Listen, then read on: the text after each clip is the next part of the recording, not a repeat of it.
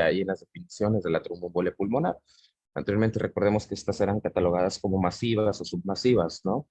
Actualmente estos términos ya cambian y pues bueno, vamos a analizar todo esto a detalle. Como siempre, me gusta agradecer a SECAPSA, número uno, por la paciencia que me han tenido. La verdad es que las últimas ponencias han sido un caos por cuestiones de conectividad. Y pues bueno, agradecer como siempre por la invitación aquí a estas ponencias que, como siempre digo, pues bueno, más que enseñar, nos ayudan a nosotros a pasar los temas que tenemos que estar viendo, ¿no? Aquellos temas que a veces, pues bueno, la patología quizá en nuestra unidad médica no es tan común, pero pues bueno, nunca estamos exentos de que lleguen y pues tenemos que estar reforzando siempre estos temas, ¿no? En el contexto, ya sea hospitalario, prehospitalario, etcétera, siempre tenemos que estar muy al pendiente de todos estos temas. Comentarles, no hay ningún tipo de conflicto de interés para esta charla. Todo lo que se diga es basado meramente en guías, generalmente en las guías de la Sociedad Española de Cardiología, la Sociedad Americana de Cardiología, y pues bueno, algunas otras guías que se involucran. No hay ningún tipo de conflicto de interés. De igual forma, esta plática, pues bueno, no está siendo patrocinada por ningún tipo de empresa farmacéutica, laboratorios, etcétera. Entonces, pues bueno, aclarado esto, vamos a comenzar entonces ahora sí con lo que es el tema de la tromboembolia pulmonar. Para comentarlo, me gustaría dejarles empezar con este caso clínico. Tenemos a una femenina de 68 años de edad, tiene antecedentes de cáncer de mama, diabetes mellitus de tipo 2, hipertensión arterial sistémica de más de 10 años de evolución. Actualmente no recuerda su tratamiento, como es muy común que luego llegan a la sala de urgencias. Tuvo una fractura de cadera hace 2 semanas, que pues bueno, todavía no la han operado porque pues al parecer no tienen pues ahí lo necesario en el hospital, ¿no? Entonces no se ha operado. Su padecimiento empieza hace 2 horas con un cuadro de dolor torácico y disnea, ¿no? Es lo único que se nos comenta. A su ingreso tiene una presión arterial de 80/40, con una frecuencia cardíaca de 115, la respiratoria está en 25, no hay alteraciones en la temperatura, la saturación de oxígeno está en 85% y la presión arterial media es 53. Entonces se presenta consciente, con palidez de tegumentos, campos pulmonares con discretos crépitos basales, ruidos cardíacos apenas audibles y edema de miembros pélvicos inferiores. Para los que ubican esta imagen que tenemos en la parte inferior derecha, pues bueno, es la onda pletismográfica, esta es una onda pletismográfica de tipo 3, que pues bueno nos dice que no hay alteración en la contractura o en la relajación de los vasos sanguíneos. Es decir, esta paciente evidentemente tiene datos de choque por una presión arterial de 80/40, una frecuencia cardíaca de 115. Si sacamos un índice de choque, pues evidentemente va a estar más de 1, ¿no? Que es un dato clínico de choque de cualquier tipo. Entonces, a esto le sumamos la exploración física, donde vemos que está con palidez, con discretos crépitos, que bueno, también son datos indirectos de que nuestra paciente está con un estado de choque, ¿de acuerdo? Entonces, tenemos que analizar siempre estos detalles con todos los pacientes ya añosos, ¿no? Entonces, es una paciente con evidente estado de choque. Si nosotros analizamos la onda pletismográfica, podemos descartar que sea un choque de tipo distributivo. ¿Por qué? Porque, bueno, si nos adentramos un poquito más en la que es la onda pletismográfica, esta sería una onda pletismográfica normal, es decir, no hay alteración en los vasos sanguíneos, ¿sí? Por lo tanto, el tipo de choque que tenemos con esta paciente no es distributivo. Entonces, aquí descartamos todas las causas de choque distributivo, como pudiera ser un choque anafiláctico, un choque séptico.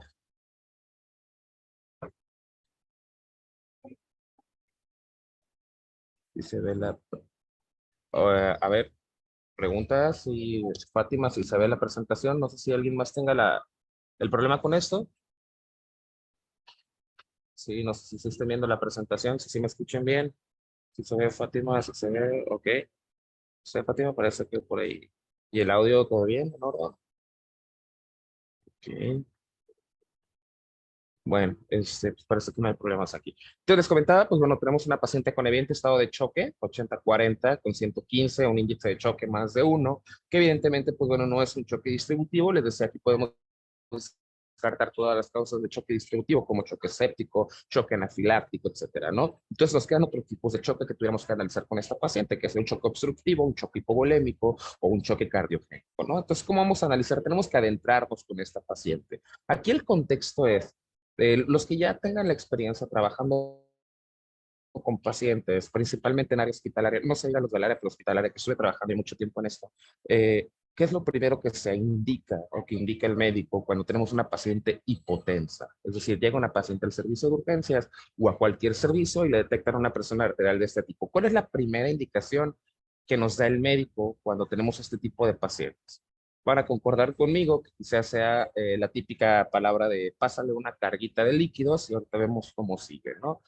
Entonces, bueno, pues evidentemente no, no, no funcionaría mucho en estos casos, ¿no? Reposición hídrica, como lo dice Yarensi, exactamente, ¿sí? Es lo que comenta, ¿no? La reposición hídrica. Es decir, llega un paciente hipotenso a la sala de urgencias y lo primero que indica el médico pasa una carga de líquidos. Vamos a analizar más a detalle este caso con todo lo que vamos a aprender ahorita de la tromboembolia pulmonar, ¿de acuerdo? Y vamos a ver por qué las cargas de líquidos tienen que ser muy cautelosas y más en aquellos pacientes que se presentan con estos cuadros clínicos. Entonces ya nada más repasamos el cuadro clínico, el caso clínico para adentrarnos entonces ahora sí el tema y empezar a desglosar esto. Entonces fíjense bien los antecedentes que tiene la paciente. Cáncer de mama, diabetes, hipertensión, no recuerda tratamiento, tiene una fractura de cadera hace 2 semanas. Esto es clave, ¿va? Vamos a ponerle atención a esto. Fractura de cadera hace 2 semanas. El cuadro clínico, 2 horas de evolución, dolor torácico y disnea. El cuadro clínico es muy vago, es muy ambiguo, ¿no? Nos pudiera hablar tanto de un cuadro de, a lo mejor desde un EPOC exacerbado hasta a lo mejor un cuadro de un síndrome coronario agudo, ¿no? Con estado de choque nuestra paciente, evidentemente, ¿de qué tipo de choque? Ahorita lo vamos a determinar, ¿va? Con un estado de choque, evidentemente, una presión arterial media para nada perfusoria, ¿no? Y un índice de choque más de uno, una angioflexitomográfica de tipo 2. Desde este entonces, perdón, entonces vamos a quitarnos de la mente todas las causas de choque distributivo, ¿de acuerdo? Para poder abordar este caso. Bien, entonces ahora sí vamos a comentar, bueno, a esta paciente se le hace un ultrasonido, pues bueno, el ultrasonido en sala de urgencias, este es un caso real, de hecho, se le hace un ultrasonido a la paciente en sala de urgencias y lo que se alcanza a ver, pues bueno, esta es una vena cava inferior con un diámetro de 2.5 y evidentemente el colapso es menor al 50%. ¿A qué me refiero con esto? Pues bueno, evidentemente aquí lo que estamos viendo, incluso en la imagen, es que se está midiendo la vena cava inferior, ¿de acuerdo? Es decir, si tomamos un poquito de anatomía y recordamos un poquito más, recordemos que el corazón tiene dos circulaciones, la circulación mayor y circulación menor, o lo que se conoce como circulación sistémica y circulación pulmonar, ¿no? Entonces, si la recapitulamos un poquito, pues bueno, sabemos que la sangre sale hacia el sistema, o la circulación sistémica, a través del ventrículo izquierdo, ¿no? Entonces, el ventrículo izquierdo manda esta sangre a todo el cuerpo, se distribuye por donde tiene que llegar y se recoge por las venas cavas, ¿no? Al final de todas las tuberías llegan a las venas cavas, vena cava inferior, vena cava superior, y estas, pues bueno, llevan la sangre ya desoxigenada, por supuesto, hacia lo que es la aurícula derecha, de la aurícula derecha al ventrículo derecho, del ventrículo derecho se pasan a los pulmones, de los pulmones se pasan a la aurícula izquierda y luego de la aurícula izquierda al ventrículo izquierdo y del ventrículo izquierdo hacia el resto del cuerpo, ¿no? Más o menos es así un poquito de lo que recapitulamos de la circulación o del sistema circulatorio. Entonces, aquí vemos que nuestra vena cava está de 2.5 centímetros. Es importante conocer que lo normal de vena cava es menos de 2.1 centímetros, ¿sale? Eso sería en cuanto a tamaño. Y nosotros tenemos que medir cuánto mide de ancho y además cuánto mide en su diámetro máximo y cuánto mide en su diámetro mínimo. Si nosotros vemos aquí, vemos que la vena cava, que sería esta que está delimitada por estas dos líneas hiperecoicas, ¿sí? Eh, si nosotros vemos, podemos determinar que pudiera haber un diámetro máximo y un diámetro mínimo, ¿no? Entonces hay que sacar un porcentaje. Aquí, evidentemente, sin necesidad de sacar números, pues bueno, vemos que la vena cava inferior está ancha, ¿sale? Porque lo normal es que mida menos de 2.1 centímetros. Aquí vemos que está ancha la vena cava y que vemos que su diámetro mínimo no logra superar el 50% del diámetro total de la vena cava inferior, ¿sale? Entonces, aquí lo vamos a comentar un poquito más adelante, pero pues bueno, es parte del caso clínico, esto es lo que se le vio a la paciente.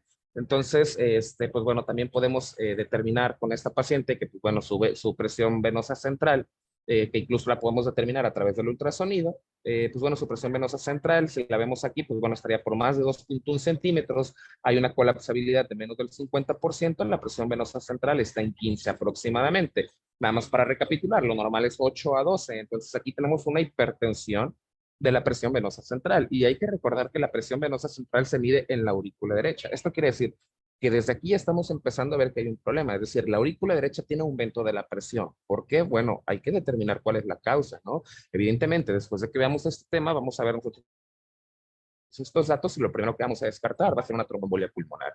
Entonces es parte del caso clínico nada más, no se preocupen, todo esto va a quedar más claro más adelante. Le hacemos otra ecografía también del corazón a esta paciente y vemos unos movimientos muy característicos, ¿sí? Esto es un corazón en un eje apical 4 cámaras. Bueno, aquí se vería la quinta cámara, que realmente no es una cámara, esta bolita que está en el centro, que no es otra cosa más que la salida del tracto aórtico, el trayecto aórtico, ¿sale? Lo que tenemos en la parte superior de la imagen, pues bueno, son los ventrículos. El que está a la derecha, pues es el ventrículo izquierdo, y el que está a la izquierda, perdón, el que está a la izquierda es el ventrículo izquierdo, el que está a la derecha es el ventrículo derecho, ¿va? Entonces vemos como uno de los ventrículos, la parte superior del ventrículo, ¿sí? Vemos cómo se mueve demasiado cuando vemos que hay otras paredes que para nada se alcanzan a mover, ¿sí? Esto es un signo muy característico, se llama signo de McConnell, ¿va? Y esto es muy característico de una tromboembolia pulmonar. Sin embargo, no es patognomónico y generalmente se presentan aquellos pacientes que tienen una tromboembolia pulmonar de riesgo alto, que es ahorita como lo vamos a determinar. Entonces, esto es el caso clínico de la paciente. Ahora sí, entonces vamos a empezar a hablar de nuestro caso clínico. Van a ser los objetivos entonces en estos casos. Pues bueno, número uno, conocer la definición y epidemiología de la tromboembolia pulmonar, conocer la fisiopatología de la tromboembolia pulmonar, aprender a diagnosticar y clasificar también lo que es la tromboembolia pulmonar y por supuesto pues lo que es el tratamiento de la tromboembolia, ¿no? Como definición, pues bueno, tenemos que la tromboembolia, pues esta se define como una obstrucción de las arterias pulmonares por un trombo que bueno, puede ser desprendido desde cualquier parte del sistema venoso, ¿no? Generalmente son desprendidos de extremidades y pues en aquellos pacientes que tienen antecedentes principalmente de trombosis venosa profunda, enfermedades venosas periféricas, etcétera, ¿no? Alguno de estos trombos, alguno de estos coágulos, pues bueno, se desprende de ese lugar donde está, empieza a viajar por todo el torrente sanguíneo hasta que va a llegar a alguna arteria que ya sea demasiado pequeña para que no pueda pasar, y entonces esta parte va a dejar de recibir este aporte sanguíneo, ¿no? Eh, Digo, esto puede ser, por supuesto, a cualquier nivel, incluso en la misma fisiopatología, en el caso de los infartos agudos al miocardio, es igual que los infartos que pudieran ocurrir en el intestino, de las trombosis mesentéricas, es igual a cualquier tipo de infarto. Hay un coágulo que se desprende, viaja por el torrente sanguíneo, evidentemente va a llegar a alguna tubería donde el diámetro sea tan pequeño que, bueno, se obstruye por completo. Por lo tanto, es importante dejar aquí algo claro. La tromboembolia pulmonar es una patología, o bueno, les hago la pregunta, ¿ustedes qué creen que sea una patología cardíaca o una patología pulmonar? Es decir, ¿quién tuviera que en todo caso ser el experto, el cardiólogo o el neumólogo en la tromboembolia pulmonar? ¿Ustedes qué opinan? ¿Quién tuviera que ser el experto aquí?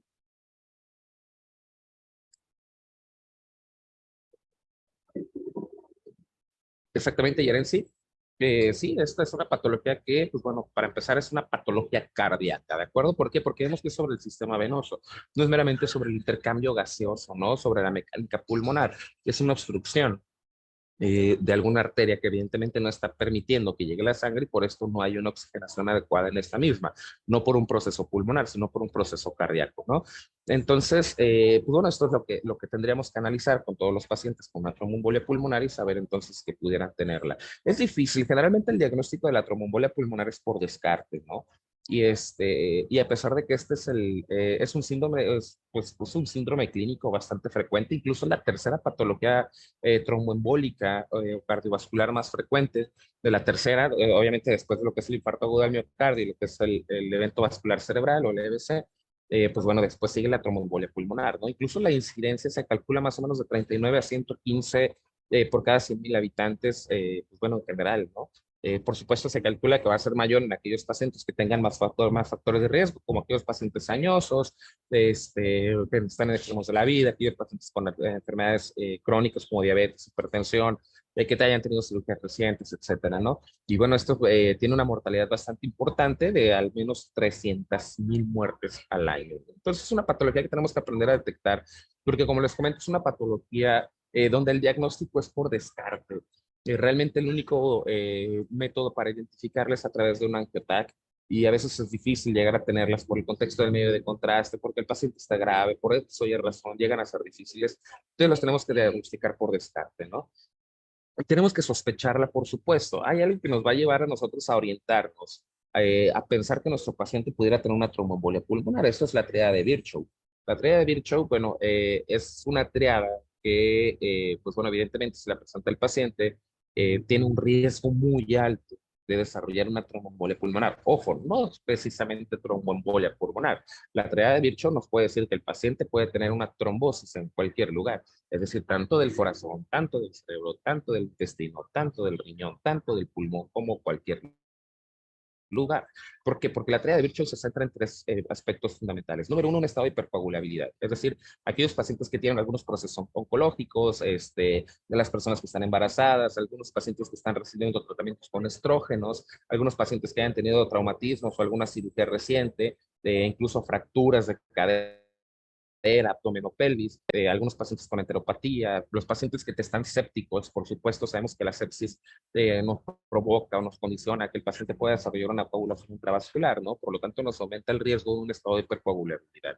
Entonces, a esto le sumamos una estasis circulatoria, es decir, a pacientes que no se mueva adecuadamente la sangre por X o Y razón, como es en el caso de los pacientes con fibrilación auricular. Recordemos que durante la fibrilación auricular, pues bueno, las cámaras superiores del corazón, es decir, las aurículas, no están latiendo, haciendo su movimiento normal. Lo que pasa es que están como, pues, están fibrilando, están temblando nada más, lo que hace que la sangre dure más tiempo aquí adentro de estas estructuras y por lo tanto sea un mayor riesgo de que se desarrollen coágulos también en esta parte, ¿no?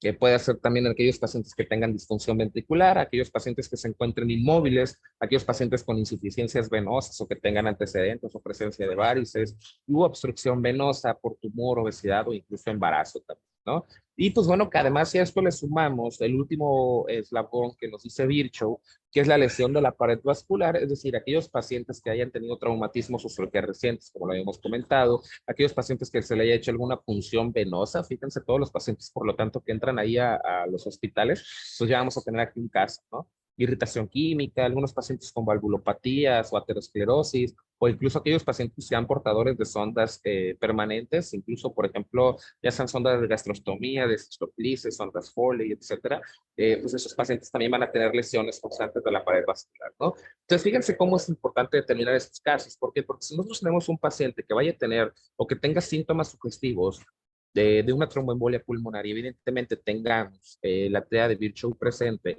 es un diagnóstico entonces que tenemos que descartar. Ojo, descartar. ¿Por qué? Porque, repito, el diagnóstico generalmente es por descarte. Entonces, aquellos pacientes que tengan dificultad respiratoria, dolor torácico, que empiecen con estertores, que generalmente el síntoma es respiratorio. Entonces, y si vemos que tiene TREA de Virchow, es decir, un estado de hipercoagulabilidad, que ya lo describimos anteriormente, un estado de estasis circulatoria y aquellos pacientes que hayan tenido lesiones sobre la pared vascular, pues bueno, evidentemente van a tener un riesgo muy alto de tener esta patología y estamos estrictamente obligados a descartarla y o confirmarla dependiendo cómo la ocasión, ¿no? Entonces, en esta imagen vamos a resumir la fisiopatología. Realmente hablar de fisiopatología generalmente llega a ser muy tedioso. Creo que esta imagen nos va a ayudar bastante para determinarlo, ¿no? Eh, Vamos a recapitular un poquito. Voy a regresar unas imágenes para que me entiendan de lo que quiero dar a entender. Ok, esta imagen es más que buena. Vamos a analizar cómo esta imagen, si se fijan aquí, la flecha nos señala un trombo, un coágulo que está ahí obstruyendo, ¿no? Un pedazo de las arterias del corazón. Entonces, fíjense cómo llegó el coágulo aquí, o sea, viene el trayecto desde abajo, generalmente, como les comento, viene de la circulación inferior, generalmente de las extremidades inferiores. Y pues bueno, aquí vemos que ya se integró a la vena cava, llegó a la aurícula derecha, de la aurícula derecha se pasó al ventrículo derecho, del ventrículo derecho se está yendo hacia las arterias pulmonares, ¿sí? Y pues bueno, aquí ya se obstruyó este trombo, ¿no? O este coágulo. Entonces, vamos a analizar esto a detalle para que nos pueda quedar más clara la fisiopatología. No se ve. Ok, vamos a ver si puedo.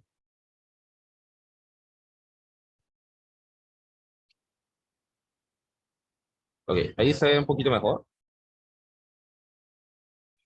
Espero que ahí se pueda ver un poquito mejor, doctor Diego. Ok, Fátima, qué bueno que dice que sí. Ok. Ay, disculpen la calidad de la imagen, no estaba pensada para verla ahorita en grande, pero bueno, nos va a ayudar para darle lo que quiero atender. Entonces, vemos que ya, como les comento, bueno, no sé si alcanzan a ver la manita aquí, es detallito, pero bueno, repetíamos, se atoró ya aquí un trombo, un coágulo sobre una de las arterias del pulmón. Evidentemente aquí la sangre ya no va a fluir hacia estas partes que están limitadas ya por este trombo. Por lo tanto, ¿qué creen que pase con este flujo? O sea, el flujo se va a estar enviando todavía y a pesar de que se vaya a ir hacia otros lados, pues evidentemente la parte que está afectada es importante, ¿no? Fuera una partecita pequeña, alguna de las arterias marginales, pues bueno, quizá no hubiera ningún problema. Y eso sería una tromboembolia pulmonar de riesgo bajo, ¿va? Sin embargo, aquí vemos que el trayecto que está obstruido, pues es un trayecto importante, ¿no? Entonces, vamos a ponernos en cuenta con esto. ¿Qué es lo que va a pasar aquí? Evidentemente, la sangre sigue llegando al corazón, ¿no? A través de las venas cavas. Entonces, esta sangre, una vez que sea turbulento por el aumento de la presión. Sí, además de que, bueno, evidentemente habría un retroceso, ¿no? Del flujo. Es decir, como la sangre ya no puede llegar hacia esta parte de abajo del pulmón, por ejemplo, aquí en este caso, el flujo se empieza a regresar. Es decir, la sangre ya no puede llegar para acá, le aumenta la presión para empezar en esta parte de acá. Por eso los pacientes pueden presentar estertores, porque como hay eh, eh, los aumento de los flujos hacia la parte superior, en este caso de la imagen, por supuesto, esto va a depender de dónde esté localizado el trombo. Como hay aumento de las presiones en esta parte de acá superior, pues evidentemente va a haber fuga de líquido porque pues bueno, está aumentada las paredes y pues bueno, puede haber una lesión endotelial. Esto pues bueno, va a hacer que fugue líquido y esto no es lo que nos va a producir los estertores, ¿no? Pero sin embargo, eso no es lo preocupante. Entonces, fíjense, se obstruye el flujo se empieza a regresar igual forma por donde vino, lo que va a hacer entonces que de manera inicial nos aumente el volumen del ventrículo derecho. ¿Por qué? Porque ya no hay flujo hacia acá, es decir, el flujo empieza a irse hacia atrás, porque ya no tiene hacia dónde más irse este flujo. Evidentemente, esto puede ser unilateral, bilateral o todo el pulmón, o incluso saliendo desde la arteria pulmonar. Por supuesto, dependiendo del grado, qué nivel ocurre la obstrucción, es la sintomatología que podemos presentar, ¿no? Entonces, les repito, aquí el flujo se va a empezar a regresar porque ya no tiene hasta dónde más irse. Lo que va a hacer esto es que ahora la circulación vaya en reversa, ¿sí? Es decir, de la aurícula derecha, ventrículo derecho, pulmón, ahora va pulmón, ventrículo derecho, y si esto sigue perpetuándose, entonces se va a pasar hacia, o sea, el flujo se va a hacer retrógrado hasta la aurícula derecha y posteriormente se va a ir hacia hasta las venas cavas. Es por eso que nuestra paciente que teníamos en un inicio, veamos que la vena cava estaba gorda, estaba ancha y no se comprimía. ¿Por qué? Porque evidentemente, pues aquí ya hubo un retroceso de la sangre con esta paciente, de manera tal entonces que ya se superó el límite de volumen del ventrículo derecho, se superó el límite de volumen de la aurícula derecha y entonces el flujo todavía se está regresando más hacia las venas cavas, ¿no? Entonces, esta es la causa por qué nuestra paciente tenía esa vena cava ancha y gorda. Entonces, una vez que entendimos esta imagen, creo que va a ser más sencillo hablar de la fisiopatología que les puse en esta otra de acá. Como les comentaba, primeramente va a haber una dilatación del ventrículo derecho, porque ya lo comentábamos, es decir, se obstruye una parte, el flujo se empieza a hacer retrógrado, es decir, empieza a ir para atrás, y del pulmón, acuérdense que del ventrículo derecho sale directo al pulmón, ¿no? Entonces, el pulmón, pues bueno, ya no puede soportar esa sangre, la empieza a regresar, por lo tanto, el ventrículo derecho se tiene que adaptar a ese aumento de volumen y lo que va a hacer es que se va a hacer grande, ¿de acuerdo? Entonces, una vez que este ventrículo derecho ya supera su capacidad de volumen, evidentemente la válvula va a empezar a fallar. ¿Por qué? Pues que es como si estuviéramos 200,000 personas adentro de un antro y por más que quisiéramos estar adentro no cabemos. Evidentemente alguien va a estar tratando de empujar la puerta. Si le meten una persona más, pues bueno, uno por default, por rebosamiento se va a salir. Y no es que haya una falla en la puerta como tal, es decir, en la válvula, ¿no? Sino que la sobrecarga de volumen que llega aquí hace que esta falle y entonces se empieza a ver el flujo retrógrado. Por lo tanto, nos va a aumentar entonces la presión de la pared del ventrículo derecho, porque pues, no nada más la pared del ventrículo derecho, toda la ventrículo derecho nos va a aumentar la presión, ¿no? Por ese aumento de volumen que tenemos. Esto nos va a hacer que se nos activen algunos transmisores neurohormonales y entonces nos empiezan a dar los estados de coagulación que vamos a ver más adelante. Va a haber una inflamación del miocardio, evidentemente. ¿Por qué? Pues porque todo el volumen que se está regresando está haciendo que el miocardio se ensanche, ¿no? Esto va a hacer que aumente la demanda de oxígeno del ventrículo derecho y exista entonces un cortocircuito arterial y venoso intrapulmonar, es decir, como no está sucediendo adecuadamente el intercambio gaseoso, entonces la sangre se está regresando desoxigenada. Esto va a hacer entonces que haya un cortocircuito, es decir, el cortocircuito se conoce como la combinación de sangre arterial y sangre venosa. Disculpen. Esto nos va a llevar entonces a una isquemia del ventrículo derecho por una lesión hipóxica, porque entonces no se satisfacen adecuadamente las necesidades de oxígeno. Va a haber una disminución en la contractilidad del ventrículo derecho. ¿Por qué? Pues obviamente el ventrículo derecho está discúlpenme las palabras, de repente estoy un poquito rebuscado para hablar, pero que ahora lo entiendan así. El ventrículo derecho está atascado, o sea, está atascado, ya no puede con tanto volumen, entonces no va a poder comprimirse este ventrículo derecho. ¿Sale? O sea, ¿por qué? Por toda la cantidad de sangre que tiene adentro. Entonces, por supuesto, como no está contrayéndose adecuadamente, nos va a disminuir el gasto cardíaco. Digo, nada más para recapitular, el gasto cardíaco es la frecuencia cardíaca, o la cantidad de sangre que sale en un minuto del corazón, ¿no? Entonces nos va a disminuir obviamente nos va a disminuir la precarga del ventrículo izquierdo. ¿Por qué? Porque ni siquiera le va a llegar carga adecuada al ventrículo izquierdo, porque acuérdense, el flujo se está yendo para atrás, o sea, ya no está regresando a la aurícula derecha, el flujo se está yendo para atrás, ¿va? Nos disminuye el gasto cardíaco, nos disminuye la presión arterial sistémica, empieza a disminuir la perfusión coronaria porque, pues, evidentemente, acuérdense, las coronarias salen directamente de la aorta sale del ventrículo izquierdo, el ventrículo izquierdo recibe la sangre de la aurícula izquierda recibe la sangre de los pulmones. Entonces, ahí está la causa, ¿no? Entonces, estos pacientes también pueden hacer infartos por la deficiencia de oxígeno, tan solo porque la sangre que llega a las aortas, pues, evidentemente no es la misma, por lo tanto, disminuye el flujo coronario, ¿no? Disminuye el suministro de oxígeno al ventrículo derecho, nos causa un choque de tipo obstructivo y por último la muerte. Entonces, fíjense, ya tuvimos la causa de choque de nuestro paciente, ¿no? Por eso con nuestra paciente que teníamos al inicio, doña Hermenegilda, vamos a ponerle, teníamos una onda platismográfica normal, que les comentaba. La onda platismográfica nos habla de la contractilidad de los vasos sanguíneos, ¿sí? Entonces, por eso veíamos que ella tenía un estado de choque, pero este estado de choque evidentemente no era por una causa de los vasos sanguíneos, más bien una causa de una obstrucción de la circulación. Por eso hace un choque de tipo obstructivo. Ahora, vamos a recapitular, ahora ya que estamos hasta aquí, es fácil analizar el caso clínico de la señora Hermenegilda. Y vamos a hacer la pregunta nuevamente. ¿Qué es lo que hacen los médicos cuando ven a una paciente, o bueno, lo que hacemos los médicos cuando vemos a una paciente hipotensa, ¿no? En el servicio de urgencias. Y lo repetíamos, decíamos, pues una carita de líquidos, ¿no? Pásale una carga. Pásale, a veces decimos hasta 500 de carga. Pásale 250 de carga a ver si responde. Imagínense esa carga de líquidos. Ojo, ustedes están poniendo la carga por vena periférica, incluso aunque la pongan por vena central, por donde la pongan, ¿a dónde va a llegar al final todo ese flujo de líquido que ustedes le están poniendo? O sea, si hablamos de tuberías, ¿hacia dónde va a llegar? ¿Cuál es la última tubería? ¿Hacia dónde va a llegar ese líquido que ustedes le están metiendo por la vena al paciente? Evidentemente va a llegar a las venas cavas, ¿no? ¿Por qué? Porque al final, o sea, tú le puedes poner por más periférico que sea y es venoso y al final esas venas se van a recoger todo y todo va a llegar a la tubería central que son las venas cavas, ¿no? Entonces imagínate, le metes 500 mililitros a esta paciente de líquidos, ¿sí? Que ya viste que tiene una vena cava grande, gordota, que vimos en la imagen incluso que el ventrículo derecho no se movía, que estaba así atorado, el volumen incluso grande, y vemos que estaba obstruido el pulmón. Imagínense esa carga de líquidos, ¿qué le hubiera pasado a nuestra paciente? Analicen un poquito nada más. ¿A dónde se hubieran llevado a este paciente? Yo creo que hubiera sido esos pacientes que luego les tenemos que pedir interconsulta, pues, digo, el que es creyente a la Iglesia Católica, ¿no? Porque ya después de cómo los ayudas. Entonces, sí ven el contexto de tener cuidado con estas cargas de líquidos. No sé si quedó claro más o menos esta situación de lo que es la carga de líquidos, sino con todo gusto lo repetimos. Decíamos, ¿no? Pues todo paciente que llega hipotenso, siempre urgencias, pásale una carga de líquidos para ver qué responde.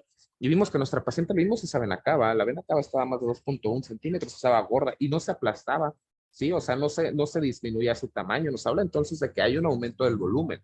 Entonces, tú le pones una carga de líquidos periférica, por más que se la pongas venosa central, que es peor, pues bueno, esa sangre, ese líquido va a llegar evidentemente a las venas cavas y está obstruido, ¿no? Incluso el flujo ya va hacia atrás. Entonces, imagínate, le metes más líquido, más líquido, más líquido, si de por sí no puede el pobre corazón, pues bueno, ahí te lo terminas de echar, ¿no? Entonces, moraleja, pues hay que tener cuidado con los líquidos, ¿no?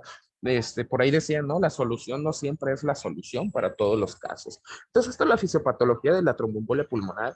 Realmente creo que es sencilla porque, pues bueno, básicamente es centrarnos en que hay una obstrucción y de ahí para atrás pues empiezan a ver las fallas, ¿no? Ahora, hay unas escalas que pudiéramos determinar para predecir entonces aquellos pacientes que pudieran tener una tromboembolia pulmonar. Una de ellas es la escala de Ginebra. Perdón, vamos a tomar un traguito al Starbucks. De paréntesis comerciales, no me gusta nada el Starbucks, pero no hay otro lugar donde venir. Bueno, entonces decíamos, existen algunas escalas para predecir el riesgo de que un paciente pueda tener tromboembolia pulmonar. Una de ellas es la escala de Ginebra, que es esta que tenemos en la imagen, que bueno, esta nos evalúa los que, bueno, pueden ser factores predisponentes, la presencia de síntomas y los signos también que pueda tener nuestro paciente. En los factores predisponentes ya los comentábamos, aquellos pacientes añosos, más de 65 años, que ya puedan tener el antecedente, ya sea de una tromboembolia, de una trombosis venosa profunda o una embolia pulmonar previa, ¿no? Entonces, por supuesto, si ya la tuvo en algún momento, pues tiene todo el derecho de volverla a hacer, es un paciente con mayor riesgo, ¿no? Fíjense, antecedente de fractura cirugía en los últimos 30 días. ¿Sale de cuántos días tenía nuestra paciente que había tenido una fractura de cadera? ¿de acuerdo? Eso lo dejo de tarea. Síntomas o, bueno, fíjense, también factores disponentes al cáncer activo. 2 semanas exactamente, Fátima, entonces pues, fíjense aquí ya tenemos un riesgo, ¿no? Factores predisponentes también lo comentábamos, algún proceso oncológico, por supuesto. Los síntomas que ya lo comentábamos van a ser principalmente dolor unilateral de miembros inferiores, puede presentar hemoptisis a estos pacientes. La frecuencia cardíaca es el primer signo que se va a presentar, que se pueden presentar con taquicardias. Y pues bueno, nada más, edema unilateral de dolor, la palpación profunda de miembros inferiores. Todo esto nos va a dar un puntaje y al final de cuentas este puntaje, pues bueno, lo vamos a clasificar nosotros para una probabilidad baja, intermedia o alta, ¿no? Entonces, pues bueno, vemos que todos, casi todos nos dan un punto, la actual es la versión simplificada, es la que más utilizamos, vemos que todos nos dan un punto, salvo la frecuencia cardíaca por arriba de 95, ¿no? Entonces, fíjense, o sea, todo paciente literal pues puede tener un riesgo alto, ¿no? Si estamos en urgencias, alguien que esté, la próxima, o las personas que estén conectadas en línea, enfermeros, paramédicos, médicos, quien sea, póngase a analizar el último paciente que vio en alguna sala de urgencias o incluso en la consulta, ¿no? El último paciente añoso. Tenía más de 65 años, pues bueno, vamos a centrarnos en un paciente que sí. Realmente estos pacientes más de 65 años tienen sus varices, sus trombosis venosas profundas, ¿no? Bueno, vamos a quitarle aquí a lo mejor la fractura y el cáncer, ¿no? Pero bueno, igual que ellos, ¿cuántos pacientes no hay que llegar con dolor? Me duelen las rodillas, doctor, camino y me duelen mucho las piernas, yo me siento muy cansada, etcétera, ¿no? Y los tomas su frecuencia cardíaca y no mayor a 95. Fíjense, estos pacientes ya van a tener tan solo uno, dos, pueden tener tres y hasta seis, hasta 5 puntos, ¿no? Entonces, fíjense, tan solo ya con 5 puntos, pues ya sería un riesgo alto de que sea una tromboembolia pulmonar. ¿A qué voy con eso? Realmente, si se fijan, es algo muy ambiguo. O sea, no tenemos un estudio de sangre, algo específico que nos diga, tu paciente tiene tromboembolia pulmonar. La única manera, como les digo, es la angioTAC, y esta generalmente no está disponible en muchos lados. A lo mejor tenemos tomografía, pero no tenemos medio de contraste, etcétera, ¿no? Tantas cosas que llegan a suceder y más de manera institucional. Entonces, tenemos aquí ya una escala para predecir. Ojo, la más actual y que más utilizamos es la escala de Wells. La escala de Wells es esta que tenemos aquí. Entonces, la escala de Wells de igual forma es una escala para predecir o determinar la probabilidad de que el paciente tenga una tromboembolia pulmonar. Entonces, esta se hace un poquito más simplificada, que bueno, dice si el paciente tiene un antecedente de tromboembolismo pulmonar previo, signos y síntomas de trombosis venosa profunda, malignidad se refiere a algún proceso oncológico, embolia pulmonar como primera alternativa diagnóstica, es decir, aquellos pacientes que de plano decimos, esto va a ser una TEM o algo va a ser ahí, ¿no?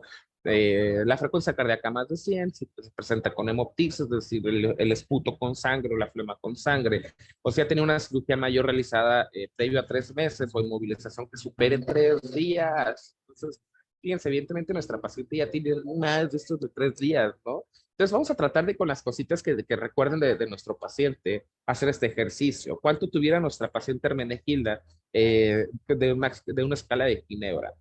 Vamos a comentarlo, ¿no? De acuerdo al caso clínico. ¿Nuestra paciente tenía más de 65 años? Definitivamente sí, ¿no? Eh, Esto no lo sabemos, no lo comentaban en el caso clínico. ¿Tenía antecedentes de fracturas? Sí, definitivamente. Y en los últimos 30 días estamos con una fractura de cadera, ¿no?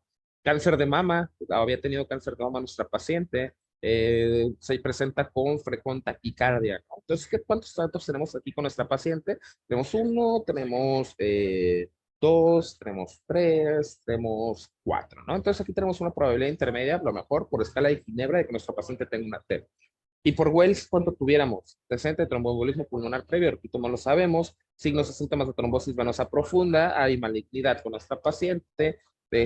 No sabíamos si como tal la embolia pulmonar en nuestra primera fecha diagnóstica, la frecuencia cardíaca estaba en 115 y pues bueno, tenía inmovilización que supera los 3 días, ¿no? Tenemos una probabilidad alta, definitivamente, ni siquiera le suma, ¿no? Entonces, pues nada, fíjense cómo es importante empezar a determinar estas escalas porque bueno, nos van a orientar para el diagnóstico de nuestro paciente y por supuesto para el tratamiento. Vamos a ponerlo, si fuera corazón, imagínense cuánto tiempo puede durar el paciente sin un diagnóstico, ¿no? Si fuera un infarto al miocardio. El pulmón, por supuesto, no es la excepción, es una patología que tenemos que diagnosticar inmediatamente y en cuanto la diagnosticamos, darle un tratamiento adecuado. Hay más escalas, ¿verdad? Esta es principalmente para un riesgo trombótico, o sea, se llama escala de Caprini, no la vamos a mencionar tan a detalle, nada más comentar que, pues bueno, es otra de las escalas que tenemos que valorar en todos los pacientes con tromboembolia pulmonar, porque esta es una escala principalmente de riesgo trombótico, ¿sale? Entonces, esta va a ser para cualquier patología. Ginebra y Wells son escalas específicas para tromboembolia pulmonar, ¿sale?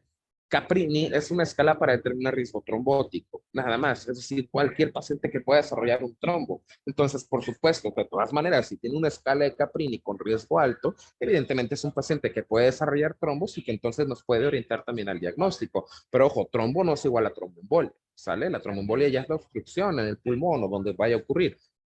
El trombo puede estar ahí viajando y por ahí nadando por todos lados hasta que llegue a algún lugar donde se vaya a atorar y ya no pueda pasar por aquí. Entonces es otra escala que también nos puede ayudar un poquito, ¿no? Ahora, cuando una vez que diagnosticamos, por supuesto también hay escalas que nos ayudan a determinar el riesgo, es decir, que tiene nuestro paciente de la tromboembolia. Anteriormente lo repetíamos, quienes alguna vez llegaron a leer un poquito del tema de tromboembolia, sabíamos que se diagnosticaban o se clasificaban como masivas y submasivas y no sé qué, ¿no? Y submasivas y las peores y las mejores y no sé qué tantas clasificaciones había.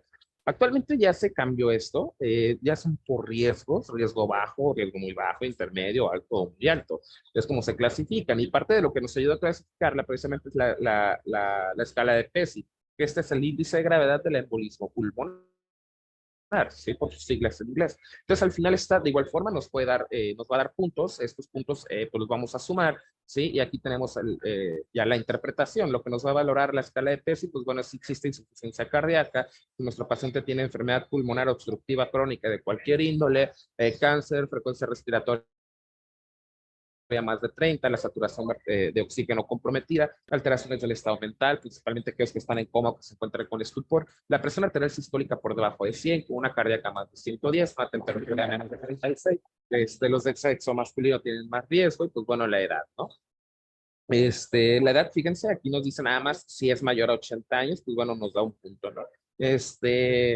Entonces, pues nada, fíjense los riesgos que podemos valorar. Aquí podemos clasificarlo clase 1 a la clase 5 y pues bueno, aquí nos da el riesgo de mortalidad en los próximos 30 días, ¿no? Entonces, aquí vemos que los de clase 1 van a tener una mortalidad muy baja, de 0 al 1.5%, mientras que los de la clase 5 van a tener una mortalidad casi del 25%, ¿no? Es decir, la cuarta parte de estos pacientes se pueden morir. Y pues bueno, estos son los puntajes que sumados, pues es donde nosotros vamos a clasificar al paciente y entonces vamos a determinar qué riesgo va a tener nuestro paciente, ¿de acuerdo? Ya esto es obviamente cuando podríamos tener el diagnóstico y pues bueno, es para determinar la gravedad. Entonces, les repetía, aquí las vamos a clasificar como riesgo bajo, riesgo alto o riesgo intermedio, ¿no? Entonces, las tromboembolias pulmonares de riesgo bajo, como lo comentaba, nos representan una mortalidad menor al 1%. Es decir, son pacientes que incluso se pueden manejar de manera ambulatoria, ¿eh? O sea, no, tromboembolia pulmonar no es igual a hospitalización.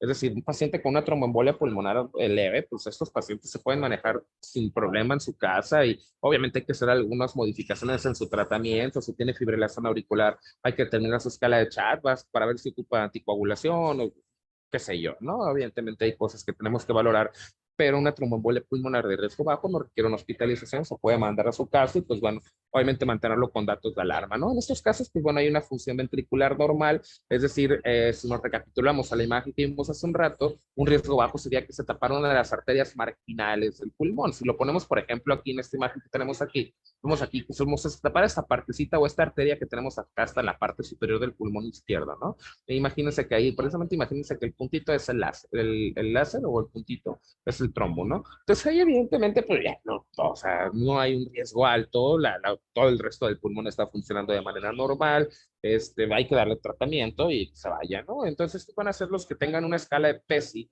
pues regresamos a la escala de PESI simplificada de 1 a 2, ¿sale? Entonces, estos van a ser lo de riesgo bajo y, pues como les comento, su manejo puede ser de manera ambulatoria. Entonces, la mortalidad en los casos intermedios, perdón, ya estos ya hay una obstrucción ya más considerable de lo que sería las arterias pulmonares. Nos regresamos a esta imagen, que se alcanza a ver el sistema arterial. Pues bueno, les decía, el riesgo bajo sería, por ejemplo, que estuviera obstruido ahí. Quizá un riesgo intermedio sería que estuviera obstruido esta parte, ¿no? De aquí donde tengo la flechita, ¿no? Ya vemos que hay una mayor zona que pudiera estar comprometida. ¿no? Y así sucesivamente, digo, para irnos hasta el riesgo alto, ¿no? Entonces, ya en la enfermedad del riesgo intermedio, evidentemente la mortalidad es mayor. Esto te hace estimar la mortalidad entre el 1 al 15% y lo podemos dividir esto en dos categorías, riesgo intermedio bajo y el de riesgo intermedio alto. El de riesgo intermedio bajo, este se mantiene una función ventricular derecha anormal o troponina sérica elevada, cualquiera de estas dos cosas, ¿sí? Y en esto va a tener una escala de PESI de 3 a 4 o simplificada superior a 1. Y la función ventricular derecha en el riesgo intermedio alto, la función ventricular derecha se puede estar anormal y va a haber aumento sérico de las troponinas. Es decir, en el riesgo intermedio bajo va a haber disfunción del ventrículo derecho o elevación de las troponinas. En las de riesgo intermedio alto hay disfunción del ventrículo derecho y elevación de las troponinas, ¿de acuerdo?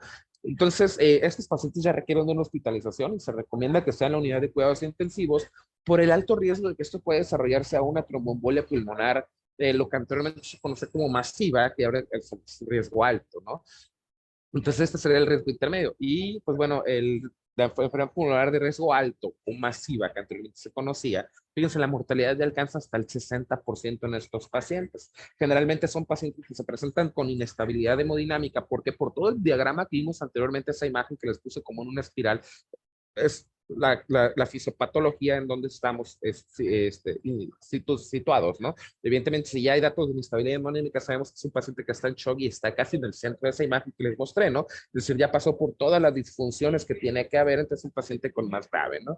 Entonces, sobrecarga ventricular derecha, que esta se documenta, como les comentaba, sobrecarga ventricular derecha, la podemos evidenciar tanto por la visualización a través del ecocardiograma como incluso por electrocardiograma. Ahorita vamos a ver todavía el diagnóstico, cómo lo vamos a hacer, ¿no? Y pues bueno, estos pacientes se van a presentar con una presión arterial sistólica de menos de 90 milímetros de mercurio por un periodo de más de 15 minutos y que incluso puede requerir del aporte de vasopresores. ¿Qué opinan ustedes aquí de los vasopresores? Es decir, ¿a qué paciente le pondríamos un vasopresor? Un vasopresor lo utilizaríamos en aquellos pacientes que tienen un choque de tipo distributivo, ¿no? Es decir, aquellos pacientes que tienen una alteración sobre los vasos sanguíneos, que por eso no pueden mantener una presión arterial normal. Pero evidentemente aquí con nuestro paciente sabemos que no es un problema de los vasos sanguíneos, ¿estamos de acuerdo? Los vasos sanguíneos están funcionando bien, es más, ni siquiera es un problema del corazón. O sea, el corazón está funcionando bien, sí, está alterado, pero si tú le quitas esa obstrucción que tiene el corazón va a volver a latir de completamente normal, porque el corazón no es el problema. El problema es que está obstruido más allá, por eso es un choque de tipo obstructivo. Digo, evidentemente tampoco el problema es una pérdida de líquidos, por eso nuestro paciente no requiere de líquidos en ningún momento, ¿no? Entonces, pues hay que saber determinar esto, ¿no? Entonces, por eso, este paciente, o sea, generalmente ponemos los vasopresores de manera inicial, evidentemente para tratar de mantener una presión arterial perfusoria, pero no es el tratamiento, ¿no? ¿Por qué? Porque tenemos que desobstruir para que entonces se vuelva la circulación otra vez y entonces los vasos sanguíneos vuelvan a empezar a su función normal. Ahora, ¿qué pasaría con un paciente incluso, por ejemplo, que le pusiéramos vasopresor? Es decir, por ejemplo, norepinefrina, ¿no? Con norepinefrina o que le puedas poner, no sé, dobuta, o que le puedas poner dopa, o que le puedas poner esta adrenalina, incluso, qué sé yo, ¿no? ¿Cuántos vasopresores pudiéramos tener? Entonces, imagínense un paciente que, a esta paciente, Hermenegilda, imagínense, llega a la sala de urgencias, ¿no? Entonces ya te indicó el médico que le pusieras esa carguita. Si después de tu carguita que le pasaste a esa paciente sigue viva y después te dice, no, pues sabes que no subió la presión arterial, hay que ponerle aminas, ¿no? Hay que ponerle Ranore y súbele a chorro porque ocupamos subir la presión arterial, ¿no? Perdón. Entonces, pues imagínense qué va a pasar con esta paciente una vez que tú le desobstruyas el coágulo. Pues evidentemente tiene norepinefrina ahí, entonces le vas a hipertensar, pero endemoniadamente. ¿Por qué? Porque el problema no es sobre los vasos sanguíneos, ¿no? El problema es una obstrucción, es más, el problema no es en el volumen. El problema no es en los vasos sanguíneos y el problema no es en el corazón. El problema es una obstrucción más allá. Tú quitas esa obstrucción y todo va a funcionar normal completamente, ¿no? Entonces, esta es la imagen de una tromboembolia pulmonar de riesgo alto masiva. Fíjense cómo la obstrucción ya aquí es importante, incluso aquí ya se compromete casi la mitad del pulmón izquierdo, ¿no? Entonces, creo que es fácil determinar cuáles serían o digo en este contexto, la de riesgo bajo, riesgo intermedio alto o la riesgo alto, ¿no? Bien, ¿cómo vamos a establecer entonces el diagnóstico de la tromboembolia pulmonar? ¿Hasta ahorita alguna duda, alguna pregunta? Bueno, solo era para darle un trago a mi café. Lo comentaba del diagnóstico de la tromboembolia pulmonar. Pues el diagnóstico de la tromboembolia pulmonar, pues nos va a hacer a través de la angiotomografía, ¿no? Esta es a través de la aplicación de un medio de contraste, porque evidentemente pues tenemos que ver los trayectos arteriales para ver dónde está la obstrucción, ¿no? Esta, pues bueno, tiene una sensibilidad del 83%, la especificidad 96%, o sea, es muy sensible y muy específica, pero pues bueno, aquí podemos encontrar desde signos directos como signos indirectos. Los signos directos serían que nosotros viéramos como tal la oclusión total de la arteria o un defecto de represión, que ahorita lo vamos a ver en otra imagen, o los signos indirectos que serían patrón en mosaico, bares en vidrio esmerilado, atelectasias o incluso la evidencia del infarto, ¿no? Directamente. Entonces, en esta imagen que tenemos aquí, pues bueno, fíjense cómo la pulmonar izquierda, pues bueno, llega a estar por ahí obstruida, ¿no? Incluso fíjense, ya llega un punto en el que se corta ese flujo, ahí ya se cortó, y evidentemente, pues bueno, ahí hacemos el diagnóstico de la tromboembolia pulmonar, ¿va? Entonces, pues es el diagnóstico de elección a través de la tomografía. Aquí están los imágenes que lo comentaba, la represión parcial, es decir, este es el medio de contraste, donde vemos que ya está obstruido como tal. El patrón en mosaico, que es este que vemos aquí como cuadriculado, incluso con pues como el mosaico de mármol, ¿no? Que lo dibujan por ahí. Las atelectasias, fíjense cómo se ven, como en esas imágenes. Recordemos que la atelectasia, perdón, ya es el colapso de los alveolos, ¿no? Entonces, evidentemente, estos, pues bueno, se van a hacer hiperdensos en las tomografías y el infarto, pues bueno, ya se va a evidenciar, ¿no? Digo, con la aplicación de medio de contraste con esas imágenes hiperdensas o algo, hay un masacote que no corresponde, como diríamos por ahí. Eso sería en cuanto a la tomografía. La radiografía, hay varios signos también que podemos encontrar, por ejemplo, la joroba de Hampton. Esta es una consolidación pulmonar periférica triangular, eh, por supuesto puede ser del lado que sea afectado, ¿no? Y que bueno, tiene un borde convexo y una base sobre la pleura, y esto es un indicativo indirecto de un infarto pulmonar, ¿sale? Que es lo mismo que veríamos en esta imagen de acá, pero lo estamos viendo aquí en una radiografía. Fíjense, es indirecto, porque si nosotros vemos otro paciente, pues también puede cumplir con una definición incluso para una neumonía, ¿no? Por ejemplo, por supuesto, contexto clínico, ¿no? Todos los casos siempre contexto clínico. Entonces, sería la joroba de Hampton. Hay otro que es el signo de Western, que este signo, pues bueno, es como o se define como una oligoemia pulmonar focal distal a una embolia de un gran vaso pulmonar. Sí, vemos aquí estas imágenes que están con esta incluso zona de consolidación que tuviéramos central, que repito, son signos que pudiéramos encontrarlos también en muchas otras patologías. Hay otros signos como el signo de la palla, que este es un agrandamiento de lo que es la rama inferior de la arteria pulmonar derecha, que vamos a verlo aquí en la radiografía con esta imagen hiperdensa, localizado sobre el sitio del daño. Y pues bueno, algunos otros signos como el signo de Fleischner, que este es un aumento del tamaño de la arteria pulmonar. Fíjense, evidentemente aquí está la arteria pulmonar, creo que aquí se ve, ¿no? La arteria pulmonar completamente ensanchada, ¿no? Porque pues por la hipertensión que hay, por todo el flujo que ya estuvimos platicando hace un rato, toda la obstrucción que hay, pues evidentemente esta arteria pues, se va a hacer grandota, ¿no? Y se va a evidenciar incluso a través de radiografías, o sea, no es necesario ni siquiera hacer ultrasonido. Ahora, al revés, de hecho, fíjense que el ultrasonido es mucho más sencillo.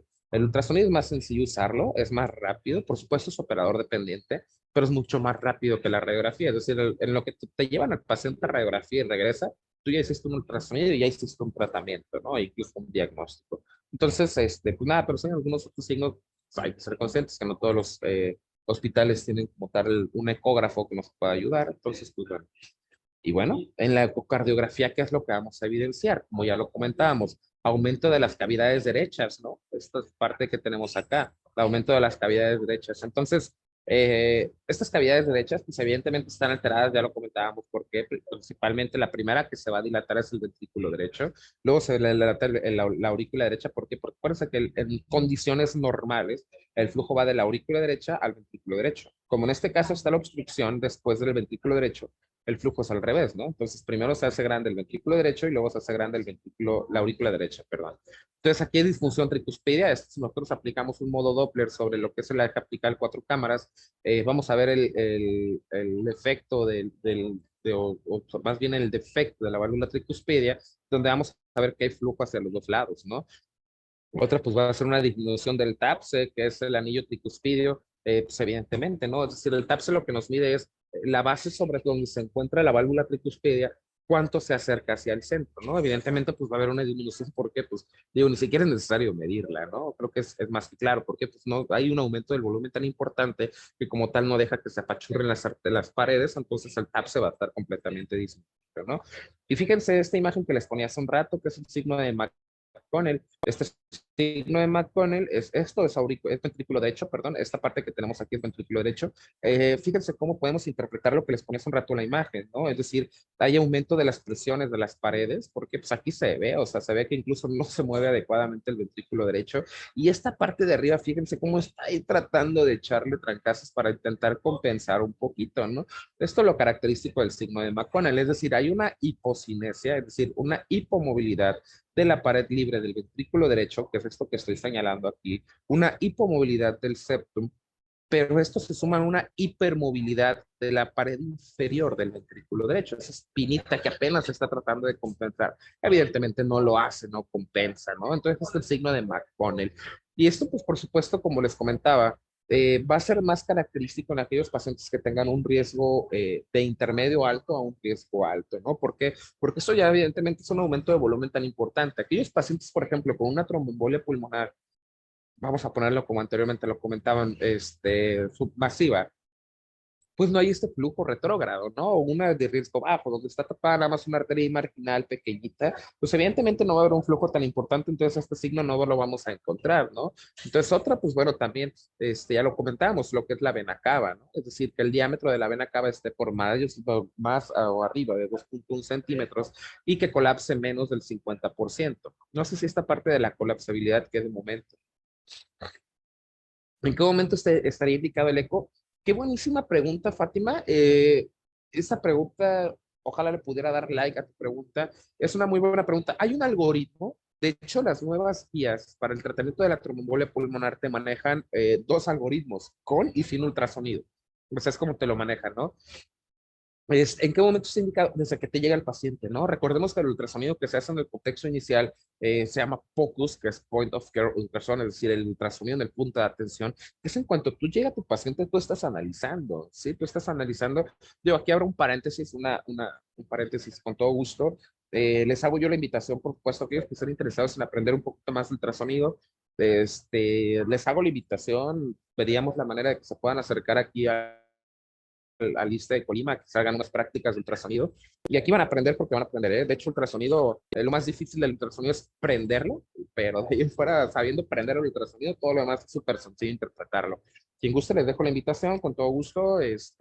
Estamos mi compañera y yo, que los dos somos residentes de urgencias y manejamos el ultrasonido diario. Hacemos ultrasonido todo, corazón, cerebro, pulmón, abdomen, de todo hacemos ultrasonido diario. A quien le interesa, está la invitación abierta, acérquense conmigo, ya buscamos la manera de que puedan ir a practicar ahí sin ningún problema. Bien, entonces, ¿en cómo está indicado el ultrasonido? En cuanto tú sospechas de tu paciente, ¿sí? E incluso ya aparte de, bueno, aquí les abro un paréntesis también, para que sepan la importancia del ultrasonido. Hace poquito se hizo un estudio donde pusieron, espero que no haya ningún médico internista aquí porque luego no les gusta que se comente este estudio, se hizo un estudio donde pusieron en comparación a 10 médicos internistas con un estetoscopio, el estetoscopio que ellos escogieran, tuvieran de uso personal, o sea, el punto no era la marca, pusieron 10 médicos internistas. El requisito para que formaran parte del estudio era que tuvieran por lo menos 5 años de experiencia clínica, o sea, 5 años trabajando en hospitales, etcétera, ¿no? Ya como profesionales, ya como médicos internistas. Los compararon con 10 médicos internos de pregrado. A los médicos internos de pregrado les dieron un ultrasonido y una capacitación de 4 horas para el manejo del ultrasonido. A los médicos internistas, pues bueno, tenían 5 años de experiencia como médicos internistas y un estetoscopio. El punto del estudio era comparar quién tenía mayor sensibilidad para el diagnóstico de síndromes pleuropulmonares. Sí, me imagino que ya se están imaginando quién ganó. Es evidente, ganaron los médicos internos de pregrado con una capacitación de 4 horas manejando ultrasonido, tuvieron mayor sensibilidad para el diagnóstico de síndromes pleuropulmonares que los médicos internistas con más de 5 años de experiencia con un estetoscopio. ¿A qué voy con esto? Pues realmente el ultrasonido es mucho más sencillo porque lo estás viendo directamente, ¿no? O sea, estás viendo la estructura y, o sea, no te cuentan, o sea, ya, o sea, al tú verlo directamente ya sabes qué es lo que está pasando y evidentemente vas a tomar una decisión. Ahora, ojo, el ultrasonido no es como que te diga, tiene tromboembolia pulmonar. tiene un infarto agudo al miocardio, tiene sobrecarga de líquidos, ¿no? Esto evidentemente es algo que, o sea, tú tienes que relacionarlo con tu contexto clínico. Pasa el artículo. Con todo gusto, doctora, vamos a buscarlo por ahí y con todo gusto se los voy a compartir. Es un artículo bastante interesante que cuando lo leí yo dije, órale, un punto para los internos, ¿no? A veces no damos un peso por ellos. Digo, a lo mejor evidentemente han de haber escogido, sabemos que, digo yo, y se los digo a mis internos, hay algunos que saben que le echan ganitas, hay otros que sabemos que no le echan todas las ganitas. Pero bueno, hay que revisar ese estudio, se los voy a mandar, lo voy a buscar y se los voy a mandar, ¿va?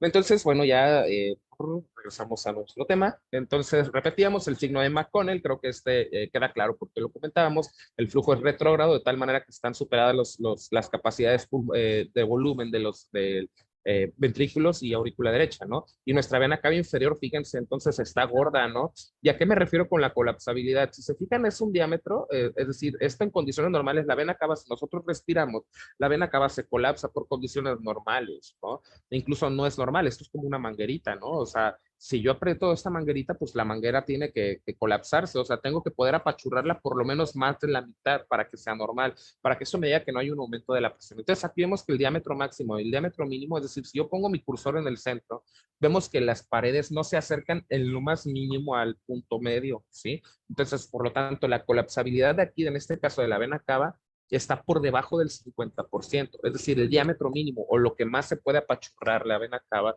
está por debajo de la mitad, ¿sí? Por debajo del 50%. Entonces, tenemos un aumento aquí de las presiones. Vamos a recapitular el caso de Hermenegilda. Imagínense qué hubiera pasado si a doña Hermenegilda le ponemos esa carga de líquidos y a veces nos va bien y le ponemos 250, ¿no? Porque decimos, bueno, ya está añosa, a lo mejor no aguanta tanto, pásale 250. Pero si hubiera sido un paciente más joven, seguramente a veces le dejan ir hasta el litro completo de soluciones. Imagínense dónde le va a caber volumen a este hombre, pobrecito, ¿no? O sea, nos lo vamos a llevar y la interconsulta ya va a ser a San Pedro o a la Iglesia Católica o a quien sus creencias manden y gobiernen, ¿no?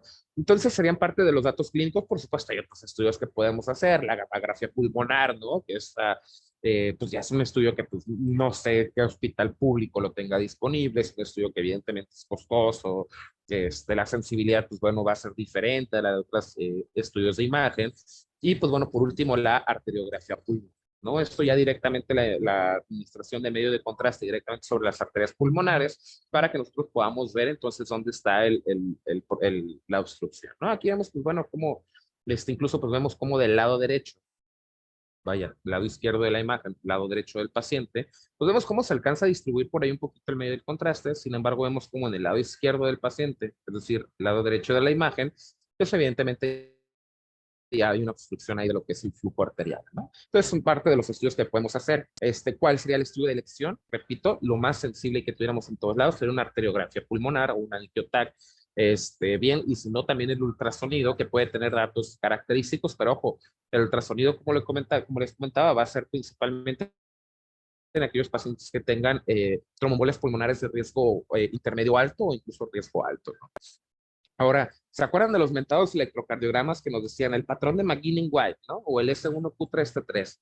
Bueno, generalmente esto es muy difícil que se encuentre, ¿eh? Como los comentaba en un inicio, el primer cambio que nos va a mostrar es una taquicardia. O sea, es lo primero que va a mostrar. Incluso el primer cambio que puede haber, y único en algunas ocasiones, va a ser nada más taquicardia. Es decir, aumento de la frecuencia cardíaca por arriba de 100 latidos por minuto, perdón. ¿Sale? Pudiéramos encontrar fibrilación auricular, no necesariamente, ¿sale? Pero pudiéramos encontrar que, repito, nos llevaría al antecedente o la teoría de Virchow, donde viéramos que hay un estado de estasis sanguínea, ¿sí? Pues eso es nada más una manera de demostrarlo. Por ahí decían, y algo que se ha comentado mucho, el patrón de McGinnis-White, que repito, es S1Q3T3. ¿Qué quiere decir esto? Quiere decir que va a haber la presencia de onda S profunda en derivación de 1, como lo vemos aquí en la imagen. Voy a tratar de hacerle un poquito de zoom. Derivación de 1, vemos una onda S profunda, y luego de ese 1, Q3, es decir, presencia de ondas Q en derivación 3, ahí vemos la presencia de las ondas Q, y T3 quiere decir la inversión de las ondas T de igual forma sobre derivación de 3. Entonces, estos son los datos que siempre se han manejado, incluso yo recuerdo que estos me los comentaba la maestra Lupita en el kinder Rosa Navarro, de cuando nos empezó a enseñar el electrocardiograma, que decía, pues bueno, estos son los datos de una tromboembolia pulmonar, ¿no? Y que si ves esto es igual a tromboembolia pulmonar. Pues, ¿qué crees? Nada más se presentan el 15% de los pacientes y generalmente se presentan aquellos pacientes que tienen un riesgo intermedio alto a un riesgo alto. Entonces, oye, ¿cómo diagnosticamos a todos los demás? A los que están de un riesgo intermedio bajo a un riesgo bajo, ¿cómo demonios los diagnosticamos? Repito, el diagnóstico es por descarte, ¿no? Y que nos vamos a orientar si el paciente tiene TRA de Virchow, si el paciente tiene una escala de Ginebra elevado, si el paciente tiene una escala de Wells elevado, si el paciente tiene una escala de Caponi elevado y tiene sintomatología característica de tromboembolia pulmonar, estamos estableciendo el diagnóstico, ¿no? Evidentemente, si tienes el diagnóstico, estás obligado, al menos si tienes la sospecha diagnóstica, estás completamente obligado a descartar el diagnóstico. Por lo tanto, este paciente, si tú ya ves que tiene ginebra elevado, Wells elevado, tiene TREA de Virchow, es un paciente añoso y tiene síntomas característicos, pero no tiene cambios en la radiografía, no tiene cambios en el electro, pero tú sigues pensando que es una tromboembolia pulmonar, no se diga más, y a este paciente hay que hacerle una angiotomografía. Probablemente es un paciente que al final vamos a decir, pues es una esta tromboembolia pulmonar de riesgo bajo, pues que se vaya a su casa, ¿no? Su rivaroxaban, azaclopi, esta atorvastatina, hay que disminuir el consumo de, etcétera, ¿no? Todas las medidas generales. Pero bueno, tú ya la diagnosticaste. Y si no es TEV, entonces ya tienes que buscar obligadamente otro diagnóstico, ¿no? Y pues bueno, otro de los datos que también podemos encontrar, que serían las inversión de las ondas T de B1 a B4, ¿sale? La inversión de las ondas T. Esta no se da por otra carga más que por la sobrecarga del volumen sobre las cavidades que ya habíamos comprometido que están comprometidas, ¿no? Que habíamos hablado que están comprometidas, es decir, ventrículo derecho y aurícula derecha, es decir, está sobrecargado, es el volumen de estas cavidades, por lo tanto, las interpretamos en el electrocardiograma como inversión de las ondas T. De ahí en fuera, puede haber cualquier alteración electrocardiográfica. Es decir, probablemente mi paciente tenga una fibrilación auricular crónica, probablemente mi paciente tenga un bloqueo de rama derecha, como es el caso de este electrocardiograma, que vemos que tiene un bloqueo de rama derecha. Evidentemente, el bloqueo de rama derecha no es algo característico de la tromboembolia pulmonar. Sin embargo, podríamos encontrar cualquier otra causa o cualquier otra alteración electrocardiográfica, pero estos que tenemos aquí es lo que nos orienta electrocardiográficamente a pensar en una tromboembolia pulmonar. Entonces, bloqueo de rama derecha, pues a lo mejor más de uno de los que estamos escuchando o hablando esta plática, pudiéramos tener un bloqueo de rama derecha, lo sabemos, entonces, no por eso vamos a tener una tromboembolia pulmonar, ¿no? Entonces, pues repito, lo más característico es primeramente una taquicardia, es el primer síntoma que va a haber. Pudiéramos encontrarle de ellas a una fibrilación auricular, un bloqueo de rama derecha, un bloqueo AB de primer grado, segundo grado. Podemos encontrar lo que ustedes quieran, pero más que nada que nos orienta a pensar que el paciente pudiera tener un estado de estasis sanguínea. Sí, patrón de McGinnis-White, DC1Q3T3, pues bueno, ya lo decíamos, el 15%, pero ojo. Entonces, si tú ves a tu paciente con un patrón de McGinnis-White, ese paciente híjole, es como para reportar caso clínico, para tomarle foto al expediente, al electrocardiograma, compartirlo, es un montón de cosas, ¿no? Y evidentemente es un paciente que ya tiene una tromboembolia pulmonar por lo menos de riesgo intermedio alto a riesgo alto, ¿no? Entonces tenemos que darle tratamiento oportuno a estos pacientes. Entonces ahí está, lo comentamos, la presencia de S profunda en derivación de 1, la presencia de Q en derivación 3 y la inversión de las ondas T en derivación 3, ¿no? Ese es el patrón de McGinnis-White. Ahora, ¿qué hay del mentado dímero D? Ya sabíamos, ¿no? Y se ha comentado que el dímero D tiene un alto valor predictivo negativo, es decir, la ausencia de valores elevados de dímero D nos descarta el diagnóstico, ¿sí? Sin embargo, la presencia de concentraciones elevadas de dímero D no nos confirma el diagnóstico. Repito, la elevación del dímero D, perdón, la disminución o los valores de dímero D por normales o bajos nos descartan completamente el diagnóstico, aunque el paciente tenga infinidad de síntomas. Si el dímero D está normal o bajo, nos descarta tromboembolia pulmonar. Sin embargo, si el dímero D está elevado, no nos confirma el diagnóstico, nos orienta a pensar que puede tener tromboembolia pulmonar, ¿sale? Por eso, repito, tiene un alto valor predictivo negativo, es decir, para descartar la enfermedad. El dímero D sabemos que es una degradación, es un producto de degradación de la fibrina. Este va a tener una sensibilidad del 98 hasta el 100%. Fíjense, la sensibilidad es bastante importante, pero como les comentaba, la especificidad pues es nada, ¿no? Porque realmente pues hay muchas cosas que pueden elevar el dímero D, como por ejemplo una sepsis, como por ejemplo aquellos pacientes con infartos, aquellos pacientes que tengan una fractura, por ejemplo, pueden elevar el dímero D, etcétera, ¿no? Y pues bueno, les repetía, no es tromboembolia pulmonar si el dímero D lo encontramos por debajo de 500 microgramos por litro o que esté por debajo de 1000 microgramos por litro y un Wells menor a 3. Es decir, hay cortes diferentes del dímero D. Es decir, si tiene menos de 500, sea el caso que sea, está completamente descartado que sea una tromboembolia pulmonar. Sin embargo, si tiene 1000, pues ya es como que, le vas a pensar, ¿no? Pudiera tener tromboembolia pulmonar. Pero si tiene 1000 y una escala de Wells menor a 3, ya no es tromboembolia pulmonar. ¿Qué va a ser? No lo sé. Hay que buscarle, escarbarle ahí todo lo que se tenga que encontrar, pero tromboembolia pulmonar no es. ¿De acuerdo? Entonces, fíjense cómo vamos haciendo el diagnóstico. Ahora, ¿qué otros marcadores séricos pudiéramos solicitar o qué otros estudios de laboratorio? Por supuesto, las troponinas, ¿no? Porque lo decíamos, para poder clasificarlo de acuerdo a Ginebra o a PESI, perdón, pues nos pide el aumento de las troponinas, perdón, ¿no? Entonces, si la troponina perdón, está por debajo de 14 picogramos por mililitro, el valor predictivo negativo es el 98%. ¿Sí? Los valores de corte para pensar en que hay una disfunción serían que estuviera por arriba de 14 en pacientes de menos de 75 o por arriba de 45, perdón, por arriba de 45 en pacientes de más de 75. Hay un pequeño error, ¿no? La proteína de la unión a ácidos grasos de tipo cardíaco, que así se conocen, PUAG-C, es un marcador precoz y sensible de la lesión miocárdica, pero de igual forma tienen bajo valor predictivo, ¿no? Baja sensibilidad y especificidad. Y pues bueno, el péptido natriurético, que pues bueno es el BNP, en este caso pues bueno es un marcador de la disfunción del ventrículo derecho. Tiene una baja sensibilidad y una baja especificidad. Recordemos que el BNP puede estar también alterado en aquellos pacientes con insuficiencia cardíaca, ¿no? De manera general, se han usado los valores por debajo de 500 picogramos por mililitro para determinar si el paciente requiere un tratamiento ambulatorio, ¿no? Si está por debajo y ya vemos que tiene tromboembolia, pues bueno, nada más sabemos que no hay una disfunción como tal, porque repito, lo que nos representa el BNP es disfunción del ventrículo derecho. Entonces, pues bueno, una vez que vemos que los valores están normales o no están alterados, pues bueno, su paciente se puede ir a casa sin ningún problema.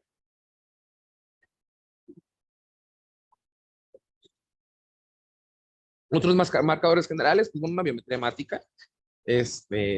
Digo, nada más hay que descartar, por supuesto, como que no son procesos infecciosos, la causa de la dificultad respiratoria, hay que valorar los niveles de las plaquetas, hay que valorar también los niveles de hemoglobina y, por supuesto, darle tratamiento para esto, ¿no? Hay que tomar una gasometría, de preferencia que nos reporten lactatos de esta gasometría.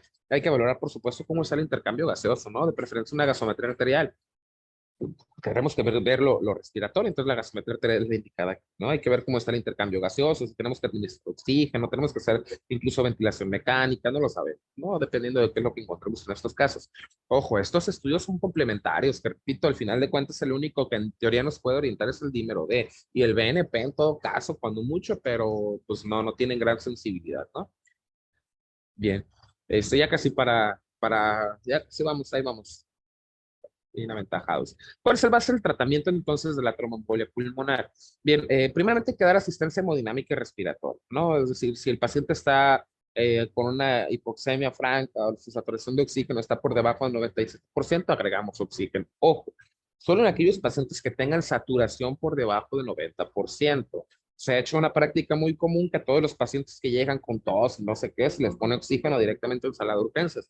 Digo, nada más para recapitular un poquito, recordemos que cuando el oxígeno entra al alveolo, barres el nitrógeno que tienes adentro, lo que vas a hacer es entonces que interrumpes ese intercambio gaseoso que hay adecuado y puedes producir un colapso alveolar, es decir, lo que se conoce como atelectasias, tan solo porque barriste el nitrógeno que está por dentro de los alveolos, ¿no? Entonces, nunca es bueno tener un paciente saturando al 100%, eso no tiene que ser como tal, ¿no? ¿Por qué? Pues porque quiere decir que está puro oxígeno ahí, pues no es lo normal.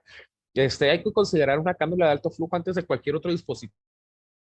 Es decir, si tu paciente está con 89 y con unas puntas nasales te mantiene arriba de 90, ya no le muevas, ahí déjalo.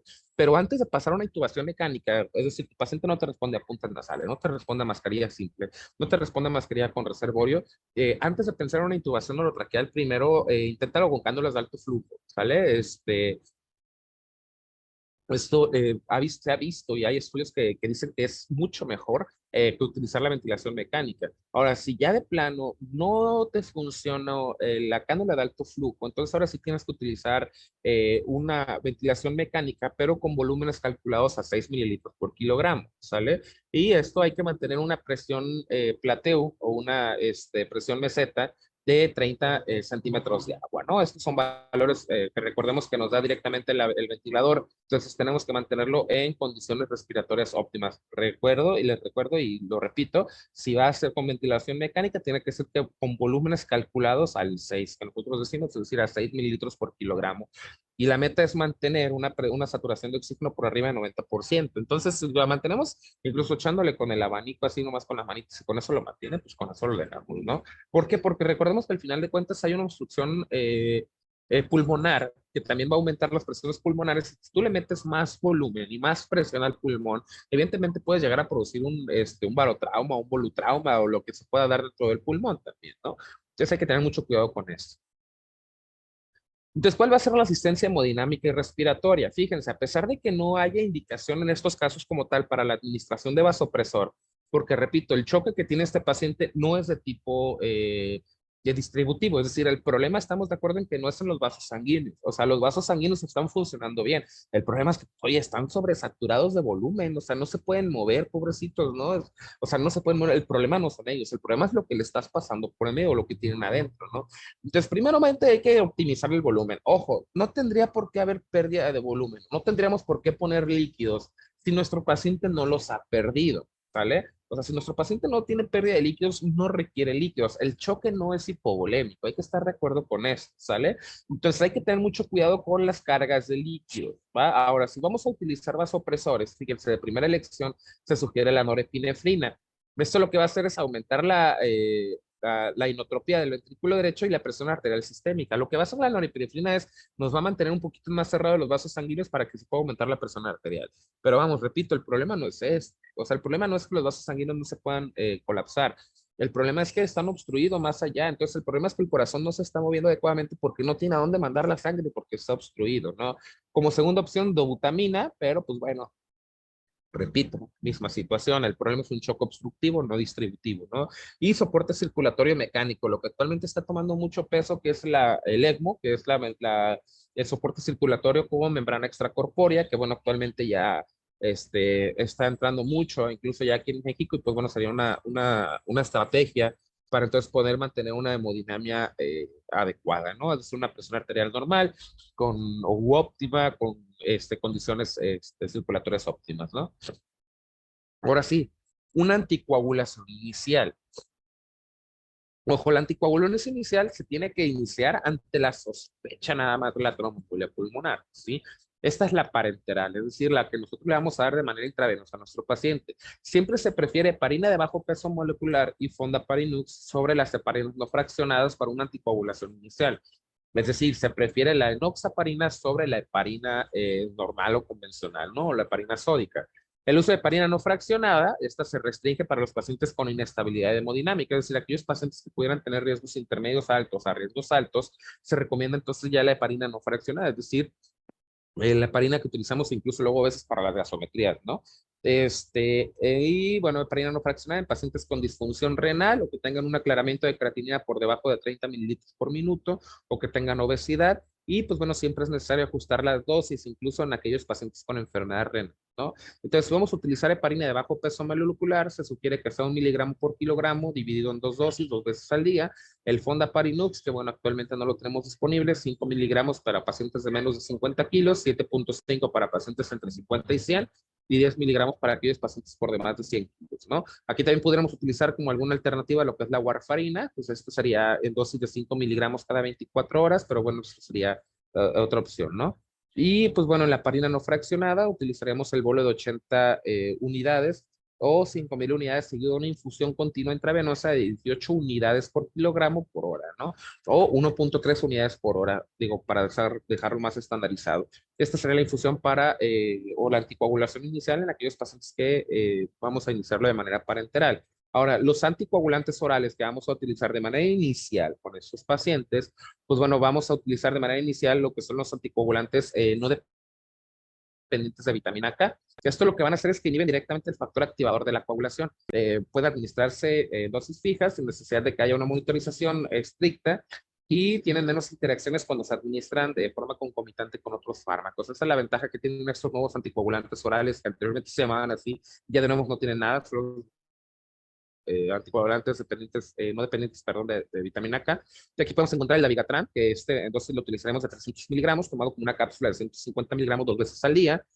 Podemos utilizar también Rivaroxaban, 15 miligramos 2 veces al día. Y Apixaban también, 10 miligramos cada 12 horas, Doxaban 60 miligramos al día, y pues bueno, estos Rivaroxaban, Apixaban y Doxaban actúan de manera que inhiben el factor X de la coagulación y el Dabigatran inhibe lo que es la activación de la trombina. Entonces, son parte de los anticoagulantes que utilizamos de manera inicial, estos de manera oral. Ahora, los antagonistas de la vitamina K, de estos, por ejemplo, la warfarina, el fondaparinux, etcétera, estos, pues bueno, se administran en paralelo. El objetivo es mantener un INR, que este es el índice internacional neutralizado de los tiempos de coagulación, entre 2 y 3 durante 2 días, de 10 miligramos para pacientes con menos de 60 años y 5 miligramos para pacientes más de 60 años por el riesgo de hemorragias, ¿no? Entonces serían los para anticoagulación inicial. Ahora, todo paciente que nosotros le vayamos a dar o un anticoagulante, siempre es necesario que también determinamos, así como determinamos Caprini para el riesgo trombótico, también tenemos que determinar el riesgo de sangrado en aquellos pacientes que van a recibir anticoagulación para su domicilio, ¿no? Entonces, la anticoagulación, perdón, el riesgo de sangrado lo valoramos con esta escala que se llama Hasgler, que es lo que tenemos aquí al frente, es decir, nos valora si hay la presencia de hipertensión, anormalidades renales o hepáticas, si hay un antecedente de BC, si tuvo alguna hemorragia previa, si tiene un INR aumentado, edad mayor a 65 años, o si es usuario de drogas o alcohol. De igual forma, aquí lo podemos clasificar como un riesgo bajo, riesgo intermedio o riesgo alto. Perdón. Por supuesto, el riesgo que tengamos con nuestro paciente, pues tuviéramos que ajustar dosis si es que llega a ser necesario o mantener una monitorización más estricta, ¿no?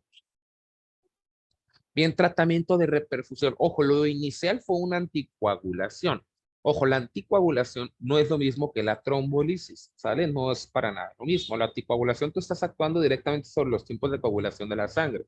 En una trombolisis tú actúas directamente sobre el trombo para tratar de destruirlo, ¿no? Entonces, el tratamiento de reperfusión, vamos a utilizar la trombolisis sistémica. Aquí está indicado lo que es el uso de el alteplase para lo que es el tratamiento, ¿no? Se observa un mayor beneficio cuando se administra dentro de las primeras 48 horas, por supuesto, en aquellos pacientes que tienen un riesgo alto, ¿no?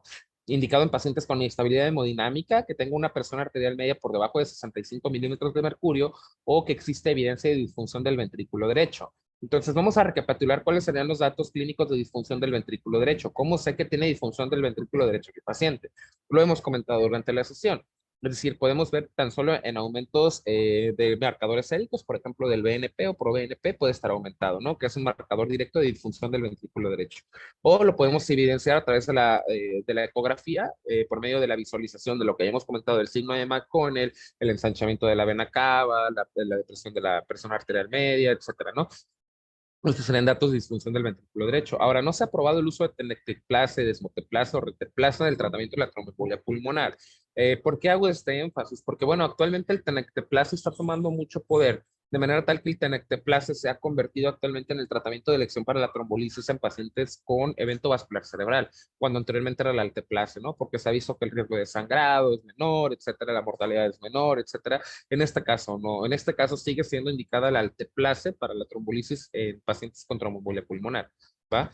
Ahora, el RTPA, estos son las trombolisis que podemos utilizar. El RTPA, que es el alteplase, sería en una dosis de 100 miligramos durante 2 horas o 0.6 miligramos por kilogramo durante 15 minutos, una dosis máxima de 50 miligramos. La streptokinasa, estas serían 250,000 unidades como dosis carga durante 30 minutos, seguido de 100 unidades por hora durante 12 a 24 horas. O la urosinasa, también que pudiera ser otro de los anticoagulantes que pudiéramos utilizar, 4,400 unidades por kilogramo como dosis carga durante 10 minutos, seguido de una infusión de 4,400 unidades por kilogramo por hora durante 12 a 24 horas. Ojo, a todo paciente que nosotros le vayamos a sacar o le vayamos a dar una trombolisis, siempre es necesario valorar el riesgo-beneficio de nuestra trombolisis, ¿sale?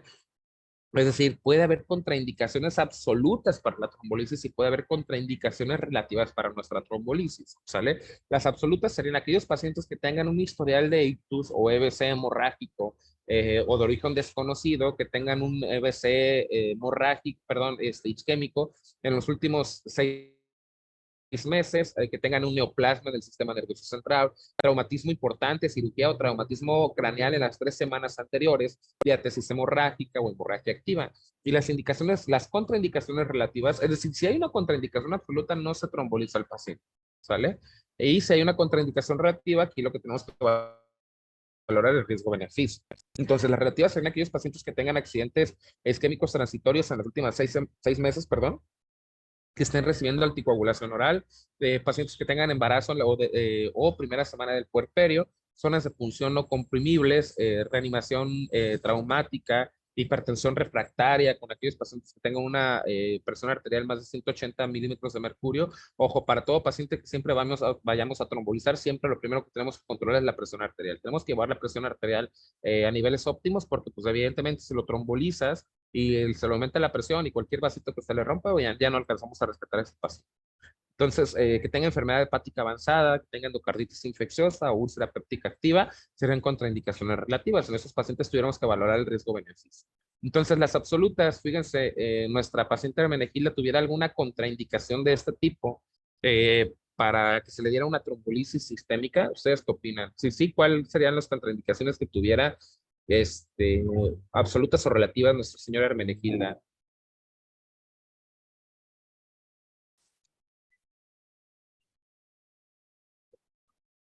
¿Se acuerdan que decíamos que tenía una fractura? Sí, fractura de cadera hace 2 semanas, ¿no? Entonces ya aquí tiene una contraindicación, que pues evidentemente tenemos que tomar en cuenta, ¿no? Entonces, trombolisis sistémica, pues bueno, el tratamiento percutáneo dirigido por catéter también es otro de los tratamientos que podemos utilizar. Esta literalmente es la introducción de un catéter, puede ser periférico, dirigido hacia donde está la zona de la obstrucción, y de esta forma destruir, perdón, o aspirar el trombo, ¿no? Este tiene una tasa de éxito del 87% y está indicado cuando no se puede realizar trombolisis. Fíjense, o sea, primero es el tratamiento trombolítico antes que literalmente el extraer el trombo. Y la embolectomía quirúrgica, esta está recomendada en una tromboembolia pulmonar de riesgo intermedio alto o riesgo alto. Y se va a utilizar cuando haya una contraindicación absoluta de la trombolisis y esta tiene una mortalidad que se reporta del 3 al 29%. Entonces, pues tiene una alta mortalidad, ¿no? Por eso no es como que el tratamiento de primera elección.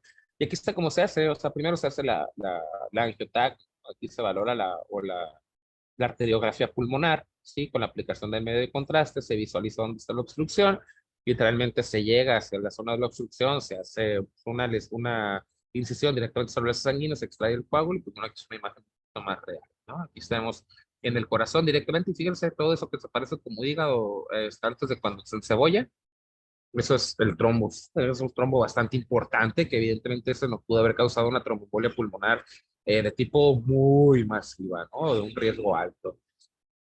Hay algunos otros aparatos que se van a utilizar, como lo que son los filtros de la vena cava inferior, es decir, aquellos pacientes que a lo mejor ya reperfundieron, etcétera, se llegan a poner unos filtros, es decir, son unos expansores, de manera tal que los trombos que pasan por aquí se destruyen. Y pues bueno, pues nada más, ¿no? Esto va a estar indicado en casos de hemorragia activa que impide la trombolisis o trombosis venosa recurrente a pesar de la anticoagulación, es decir, para prevenir ya lesiones futuras también, ¿no? Y bien, estos son los algoritmos que les comentaba. Fíjense, el algoritmo para el diagnóstico de la tromboembolia pulmonar, este es el que es ofertado por la Sociedad Española de Cardiología, que creo que tiene un muy buen respaldo a nivel mundial. Entonces aquí te dicen, ¿no? Sospecha de tromboembolia pulmonar en pacientes sin inestabilidad hemodinámica. Es decir, tu paciente se llega sin datos de disfunción de ventrículo derecho, presión arterial normal, etcétera, ¿no? Ese paciente no tiene inestabilidad hemodinámica. Entonces, vamos a valorar al juicio clínico si tiene riesgo de una tromboembolia pulmonar. Y hay que sacar, por supuesto, las reglas de predicción, las escalas de predicción, ya lo comentábamos, que incluye desde Ginebra, Wells, Caprini, para valorar el riesgo. Y pues bueno, si tenemos una probabilidad clínica bajo o intermedia de tromboembolia pulmonar, hay que solicitar un dímero D. Si este dímero D sale negativo, entonces, pues bueno, es un paciente que ya lo comentábamos, no tiene tromboembolia pulmonar. Si el dímero D es alto, repetíamos, no nos confirma el diagnóstico, entonces solicitamos una angiotomografía, sí, pues bueno, si no hay datos de tromboembolia pulmonar, pues bueno, filtra el algoritmo. Si hay tromboembolia pulmonar confirmada, pues bueno, ya se da el tratamiento de acuerdo al grado de, ¿no? Si hay una probabilidad clínica alta de tromboembolia pulmonar, se hace una angiotomografía. Si se confirma, pues de igual forma se da tratamiento. Fíjense cómo nos vamos a la tomografía, ¿sí? A la angiotac, en pacientes sin inestabilidad hemodinámica. ¿de acuerdo? Y esto lo dice la Sociedad Española de Cardiología en su versión 2020 de este artículo. Ahora, entonces, cuando hay inestabilidad hemodinámica, ¿qué tuviéramos que hacer? Bueno, pues ahí es donde entra el uso del ultrasonido, fíjense. Entonces, tenemos una sospecha de tromboembolia pulmonar en pacientes con inestabilidad hemodinámica. Bueno, nos recomienda que hagamos una ecografía transtorácica, eso quiere decir ETT, ecografía transtorácica a pie de cama. Es decir, no la va a hacer el médico imagenólogo, ¿eh? O sea, no es como que vas a ir con el médico radiólogo y le vas a decir, oiga, quiero ver si le puede hacer un ultrasonido a este paciente porque tiene una tromboembolia pulmonar. No, esto lo hace el enfermero, eso lo hace el paramédico si tuviera el acceso al ultrasonido. Ojo, si hay algún paramédico aquí, espero que no piense que le estoy hablando de cosas extrañas, porque bueno, si bien ahorita el ultrasonido es algo caro, pues hay lugares en México, donde ya se cuenta con ultrasonidos en las ambulancias. Y tú vas a decir, bueno, para que eso me llegue a mí, falta un rato, bla, bla, bla. Y, bueno, la demanda ha estado aumentando de los ultrasonidos, por lo tanto el precio ha disminuido y pues bueno, no nos extrañe que en cualquier momento salga un ultrasonido bastante accesible y entonces tuviéramos que empezar a utilizarlo incluso como atención prehospitalaria, ¿eh? Entonces, digo, como enfermería no se diga, acá por supuesto en el hospital tratamos incluso de integrar a enfermería a este tipo de actividades porque, pues bueno, no dejan de ser personal de salud y el paciente no es completamente responsabilidad del médico. Aquí todos le entramos a todo, ¿va? Entonces, bien, hay sospecha de TEP, de tromboembolia pulmonar con inestabilidad hemodinámica, entonces hacemos una ecografía transtorácica a pie de cama, es decir, en la cama de urgencia llega tu paciente, y vamos a valorar si hay disfunción del ventrículo derecho. Repito, ¿cómo valorábamos a través del ultrasonido la disfunción del ventrículo derecho? Sencillo, pues bueno, a través de la imagen de McConnell o el sigma de McConnell, que ya es una evidencia de disfunción del ventrículo derecho, el agrandamiento de las venas cavas, incluso el ensanchamiento o agrandamiento de la aurícula derecha también, ¿no? Son datos de disfunción del ventrículo derecho. Entonces, fíjense, ¿hay disfunción del ventrículo derecho? Sí. Entonces, ¿tienes un ataque disponible, inmediata y factible? No. Entonces, tratamiento. Sí, o sea, fíjate, o sea, te dicen, no tienes un ataque disponible, dale un tratamiento, o sea, no te la pienses. Ya tienes datos de disfunción del ventrículo derecho, tienes sospecha de tromboembolia pulmonar, y evidentemente tienes tus ginebras, Wells y Caprini elevados, dale tratamiento, no te esperes a ver si hay una tomografía, ¿no? Ahora, si tienes una tomografía, bueno, confírmalo, hazle un angiotag, entonces si esta es positiva, evidentemente le tienes que dar tratamiento, si es negativa, pues bueno, ya tendrás que buscar otras causas de choque de tu paciente, ¿no? Entonces, ahí está, no sé, con esto de que quedado también un poquito más claro, creo que, si no mal recuerdo, Fátima fue quien había hecho esta pregunta, sobre si, en qué momento se utilizaba la ecografía, ¿no? Entonces, ahí está. Creo que los algoritmos son bastante claros en el contexto de la Sociedad Española de Cardiología. ¿Va? Bien, continuamos entonces. Pues miren, otra vez tenemos el caso de doña Hermenegilda. Yo creo que ahora sí, ya con todo lo que vimos en el tema, en esta sesión, ahora vamos a tratar de resolver esto, ¿no? Entonces tenemos a doña Hermenegilda, 68 años, tiene antecedentes de CA de mama, diabetes mellitus de tipo 2, hipertensión arterial sistémica de más de 10 años, no recuerda tratamiento y una fractura de cadera hace 2 años. Ya desde aquí ya, yo sé que ya, pues ya vimos el tema, pues ahora se van a decir, no, ni me digas que tiene tromboembolia pulmonar. Es más, ¿por qué llegó? No me importa esa, yo sé que tiene tromboembolia pulmonar. Y luego ves que se presenta con un cuadro de 2 horas de evolución, con dolor torácico y disnea, ¿no? Y por ahí te dicen, todo dolor torácico es infarto, eso no determinar lo contrario. Pues sí, también es un infarto, no precisamente del corazón, pero pues bueno, es un infarto en el pulmón, ¿no?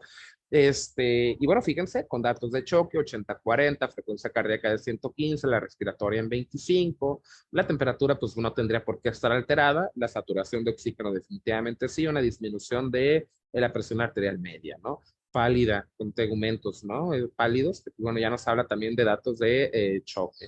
Y fíjense, la onda pletismográfica tipo 3, les repito, no hay alteración en los vasos sanguíneos, entonces el choque, aquí ya vamos a empezar a ver que, bueno, ya pudimos descartar dos tipos de choque, ¿no? Porque evidentemente la paciente no viene por pérdida de líquidos, porque, bueno, su cuadro es por dolor torácico y disnea, no es porque se haya golpeado, no es porque se haya vomitado, no es porque tenga pérdida masiva de sangre, etcétera, entonces, porque otra cosa, ¿no? Entonces descartamos aquí el choque de tipo hipovolémico y descartamos el choque de tipo distributivo. Aquí nada más tenemos que descartar los choques obstructivo y cardiogénico, ¿no?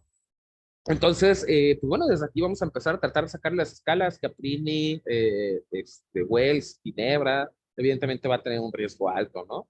Entonces, ya después decíamos que a esta paciente se le hacía el ultrasonido, vemos la vena cava inferior grande, gorda, no se colapsa, no disminuye su diámetro, es una vena cava que nos habla de que está saturada, ¿no? Que está completamente congestionada. Entonces le hacemos de igual forma el eje apical 4 cámaras, con esto sea 5, porque está, repito, vemos la aorta aquí en medio, pero vemos cómo las cavidades derechas pues, están completamente dilatadas, ¿no? El ventrículo derecho, la aurícula derecha, vemos el signo de McConnell, esta parte que les digo que incluso hay una hipocinesia de la pared libre del ventrículo derecho, una hipocinesia septal, pero en la parte inferior, en este caso en la superior de la imagen, vemos ese signo característico, ¿no? Cómo se mueve mucho ahí ese pedacito, esa espiga, que es el signo de McConnell, ¿no? Entonces aquí ya les haría yo una pregunta. ¿Qué le harían a esta paciente? Inciso A, le indicarían una carga de cristaloides de oxígeno, le solicitarían un angiotac, le harían una trombolisis o solicitarían los estudios de laboratorio y revalorarían después. Voy a dar algunos 5 minutos para ver si alguno se anima a contestar, para ver qué es lo que ustedes harían en este caso. ¿Qué le haría a nuestro paciente? ¿Le indicarían una carga de líquidos? La paciente está hipotensa, 80-40 de TA, frecuencia cardíaca de 115, evidentemente tiene datos de choque, ¿no? Le pondríamos una carga de líquidos, de cristaloides, es decir, una carga de cloruro de sodio o solución Harman, le solicitaría el angiotac, se pasarían directamente a la trombolisis o bioquímicos y revaloración. Angiotac, muy bien, Fátima. Sí, pues bueno, de acuerdo al algoritmo que nos propone la Sociedad Española de Cardiología, pues hay que recordar que nos dice, ok, tienes un paciente con inestabilidad hemodinámica, evidentemente nuestra paciente tiene inestabilidad hemodinámica, tiene estado de choque, esa es inestabilidad hemodinámica. Entonces, pues ahí decía el algoritmo, ¿no? Si tienes angiotac disponible, pídesela. Y si no la tuviéramos, entonces, ¿qué tendríamos que hacer? Directamente al tratamiento, ¿no? La trombolisis en este caso. Pero ojo, ¿qué creen? ¿Ustedes le harían trombolisis a este paciente? ¿La trombolizarían? Es decir, le pasarían de manera intravenosa el alteplase para resolver su cuadro, pero hay una contraindicación absoluta, exactamente, muy bien, ¿sí? Lo bueno que estamos al pendiente de esos datos. Hay una contraindicación absoluta para la trombolisis en esta paciente. ¿Cuál es nuestra contraindicación absoluta? Exactamente por la fractura de cadera. ¿Sí? La fractura de cadera que fue hace 2 semanas ya nos complica completamente el caso, ¿no? Ok, la señora pudiera tener cáncer, pudiera tener otras cosas, pero y a lo mejor eso no sería como tal una contraindicación absoluta, ¿no? La fractura de cadera hace 2 semanas. Entonces, ¿qué vamos a hacer con esta paciente? Ok, tiene una tromboembolia pulmonar con inestabilidad hemodinámica, con varias alteraciones que complican a nuestra paciente. Chin, esas cosas no venían en el algoritmo, ¿no? O sea, ¿qué me dice la Sociedad Española de Cardiología en estos casos? Bien, tienes dos opciones. Número uno, pues bueno, valoras riesgo-beneficio. No, fíjate que no, Fátima, los anticoagulantes no te ayudarían mucho porque, o sea, los anticoagulantes te prevendrían que se haga un nuevo coágulo, ¿no? Pero ya tienes uno que está obstruyendo, ¿no? Entonces, con esta paciente tienes dos sopas. Número uno, tal cual. A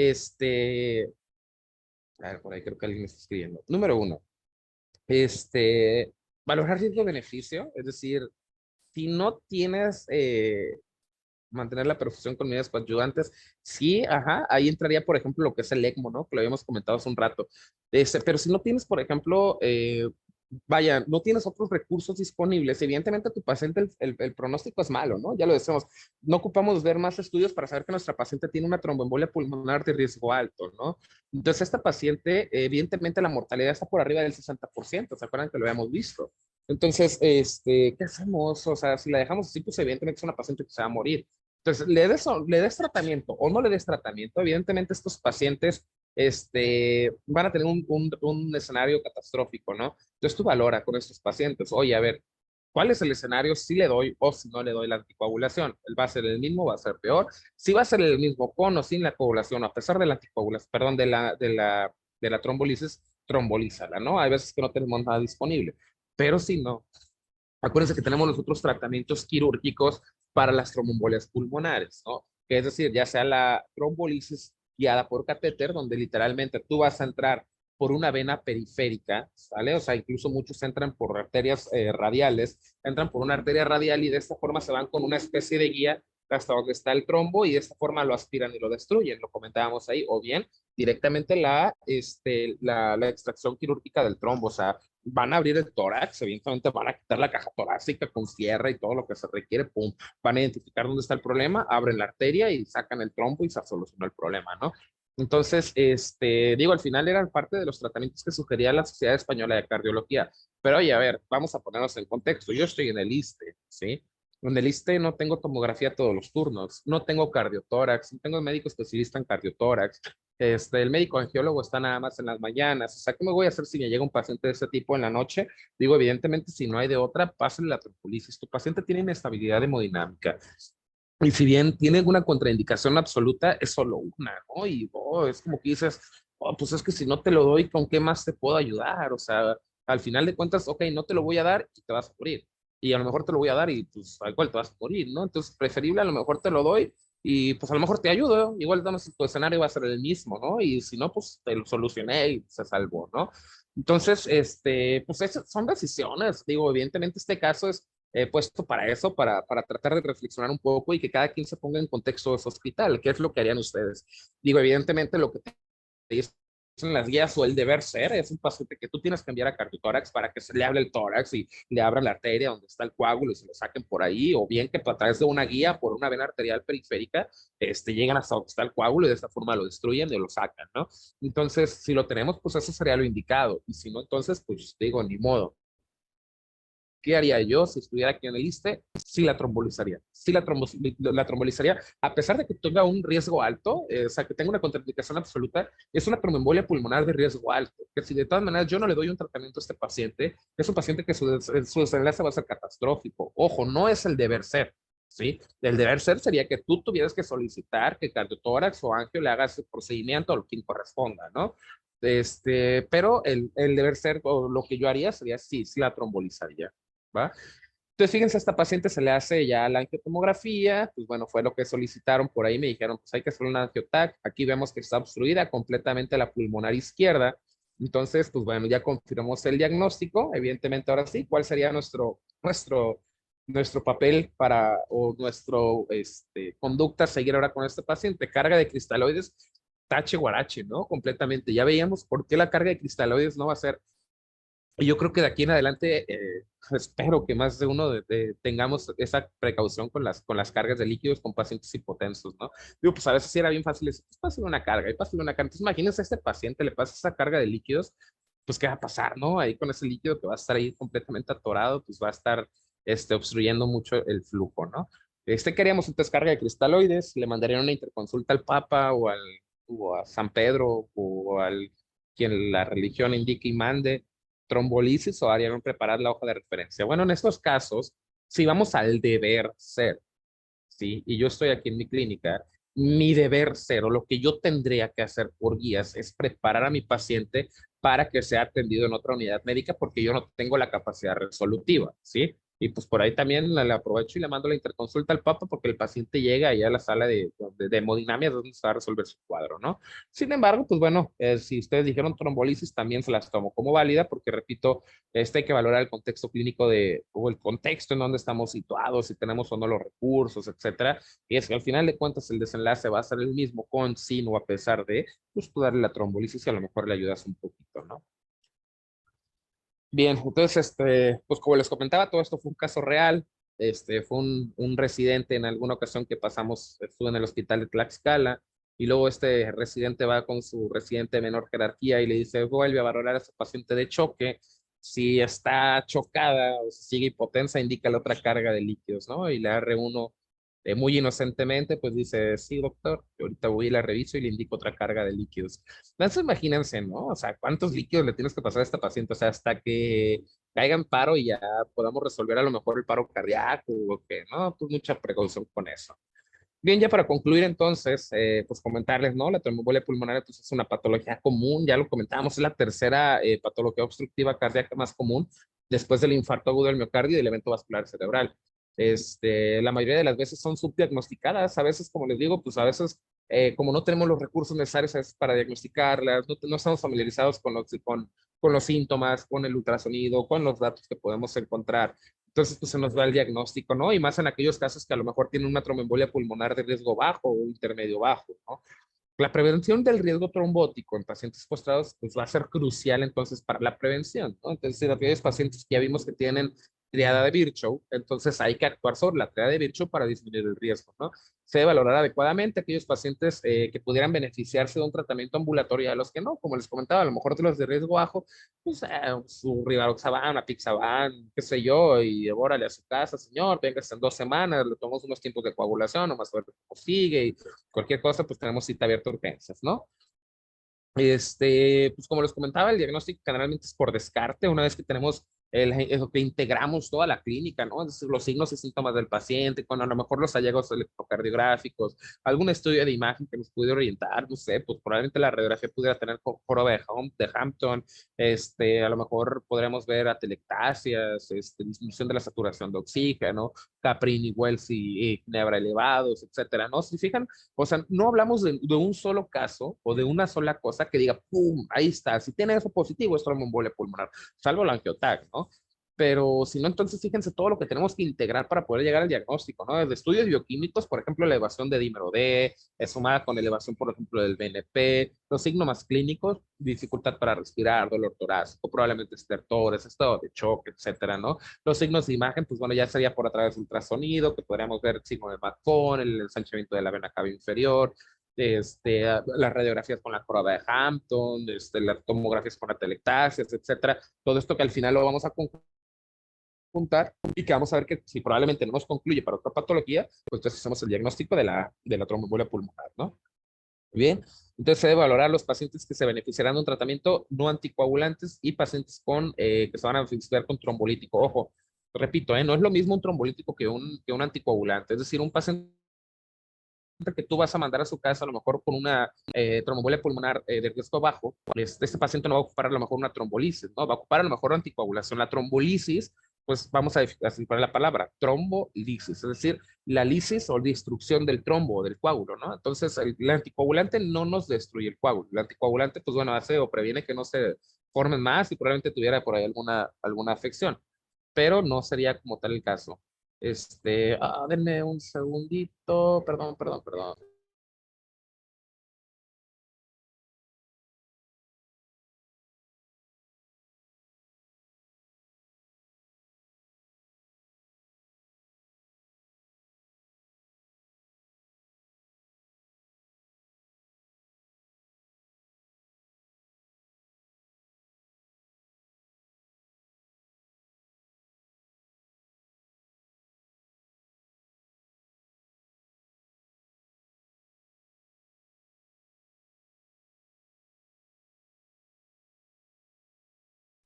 Listo, perdón, ¿eh? Entonces, les decía, no es lo mismo, por supuesto, una anticoagulación que una trombolisis, ¿no? La anticoagulación, lo comentábamos, pues bueno, nos previene la formación de nuevos coágulos y la trombolisis es la destrucción directamente del coágulo que estamos observando, ¿va? Bien, pues ya para terminar, en este momento les abro espacio a dudas, comentarios, aclaraciones, sugerencias que pudieran tener respecto a lo que es nuestro tema. Con todo gusto estoy aquí para resolverlos, los escucho, los veo. ¿Qué les ha parecido? ¿Vieron cosas nuevas? ¿No hay cosas nuevas? ¿Algo que ya sabía? ¿Algún caso que quieran comentar?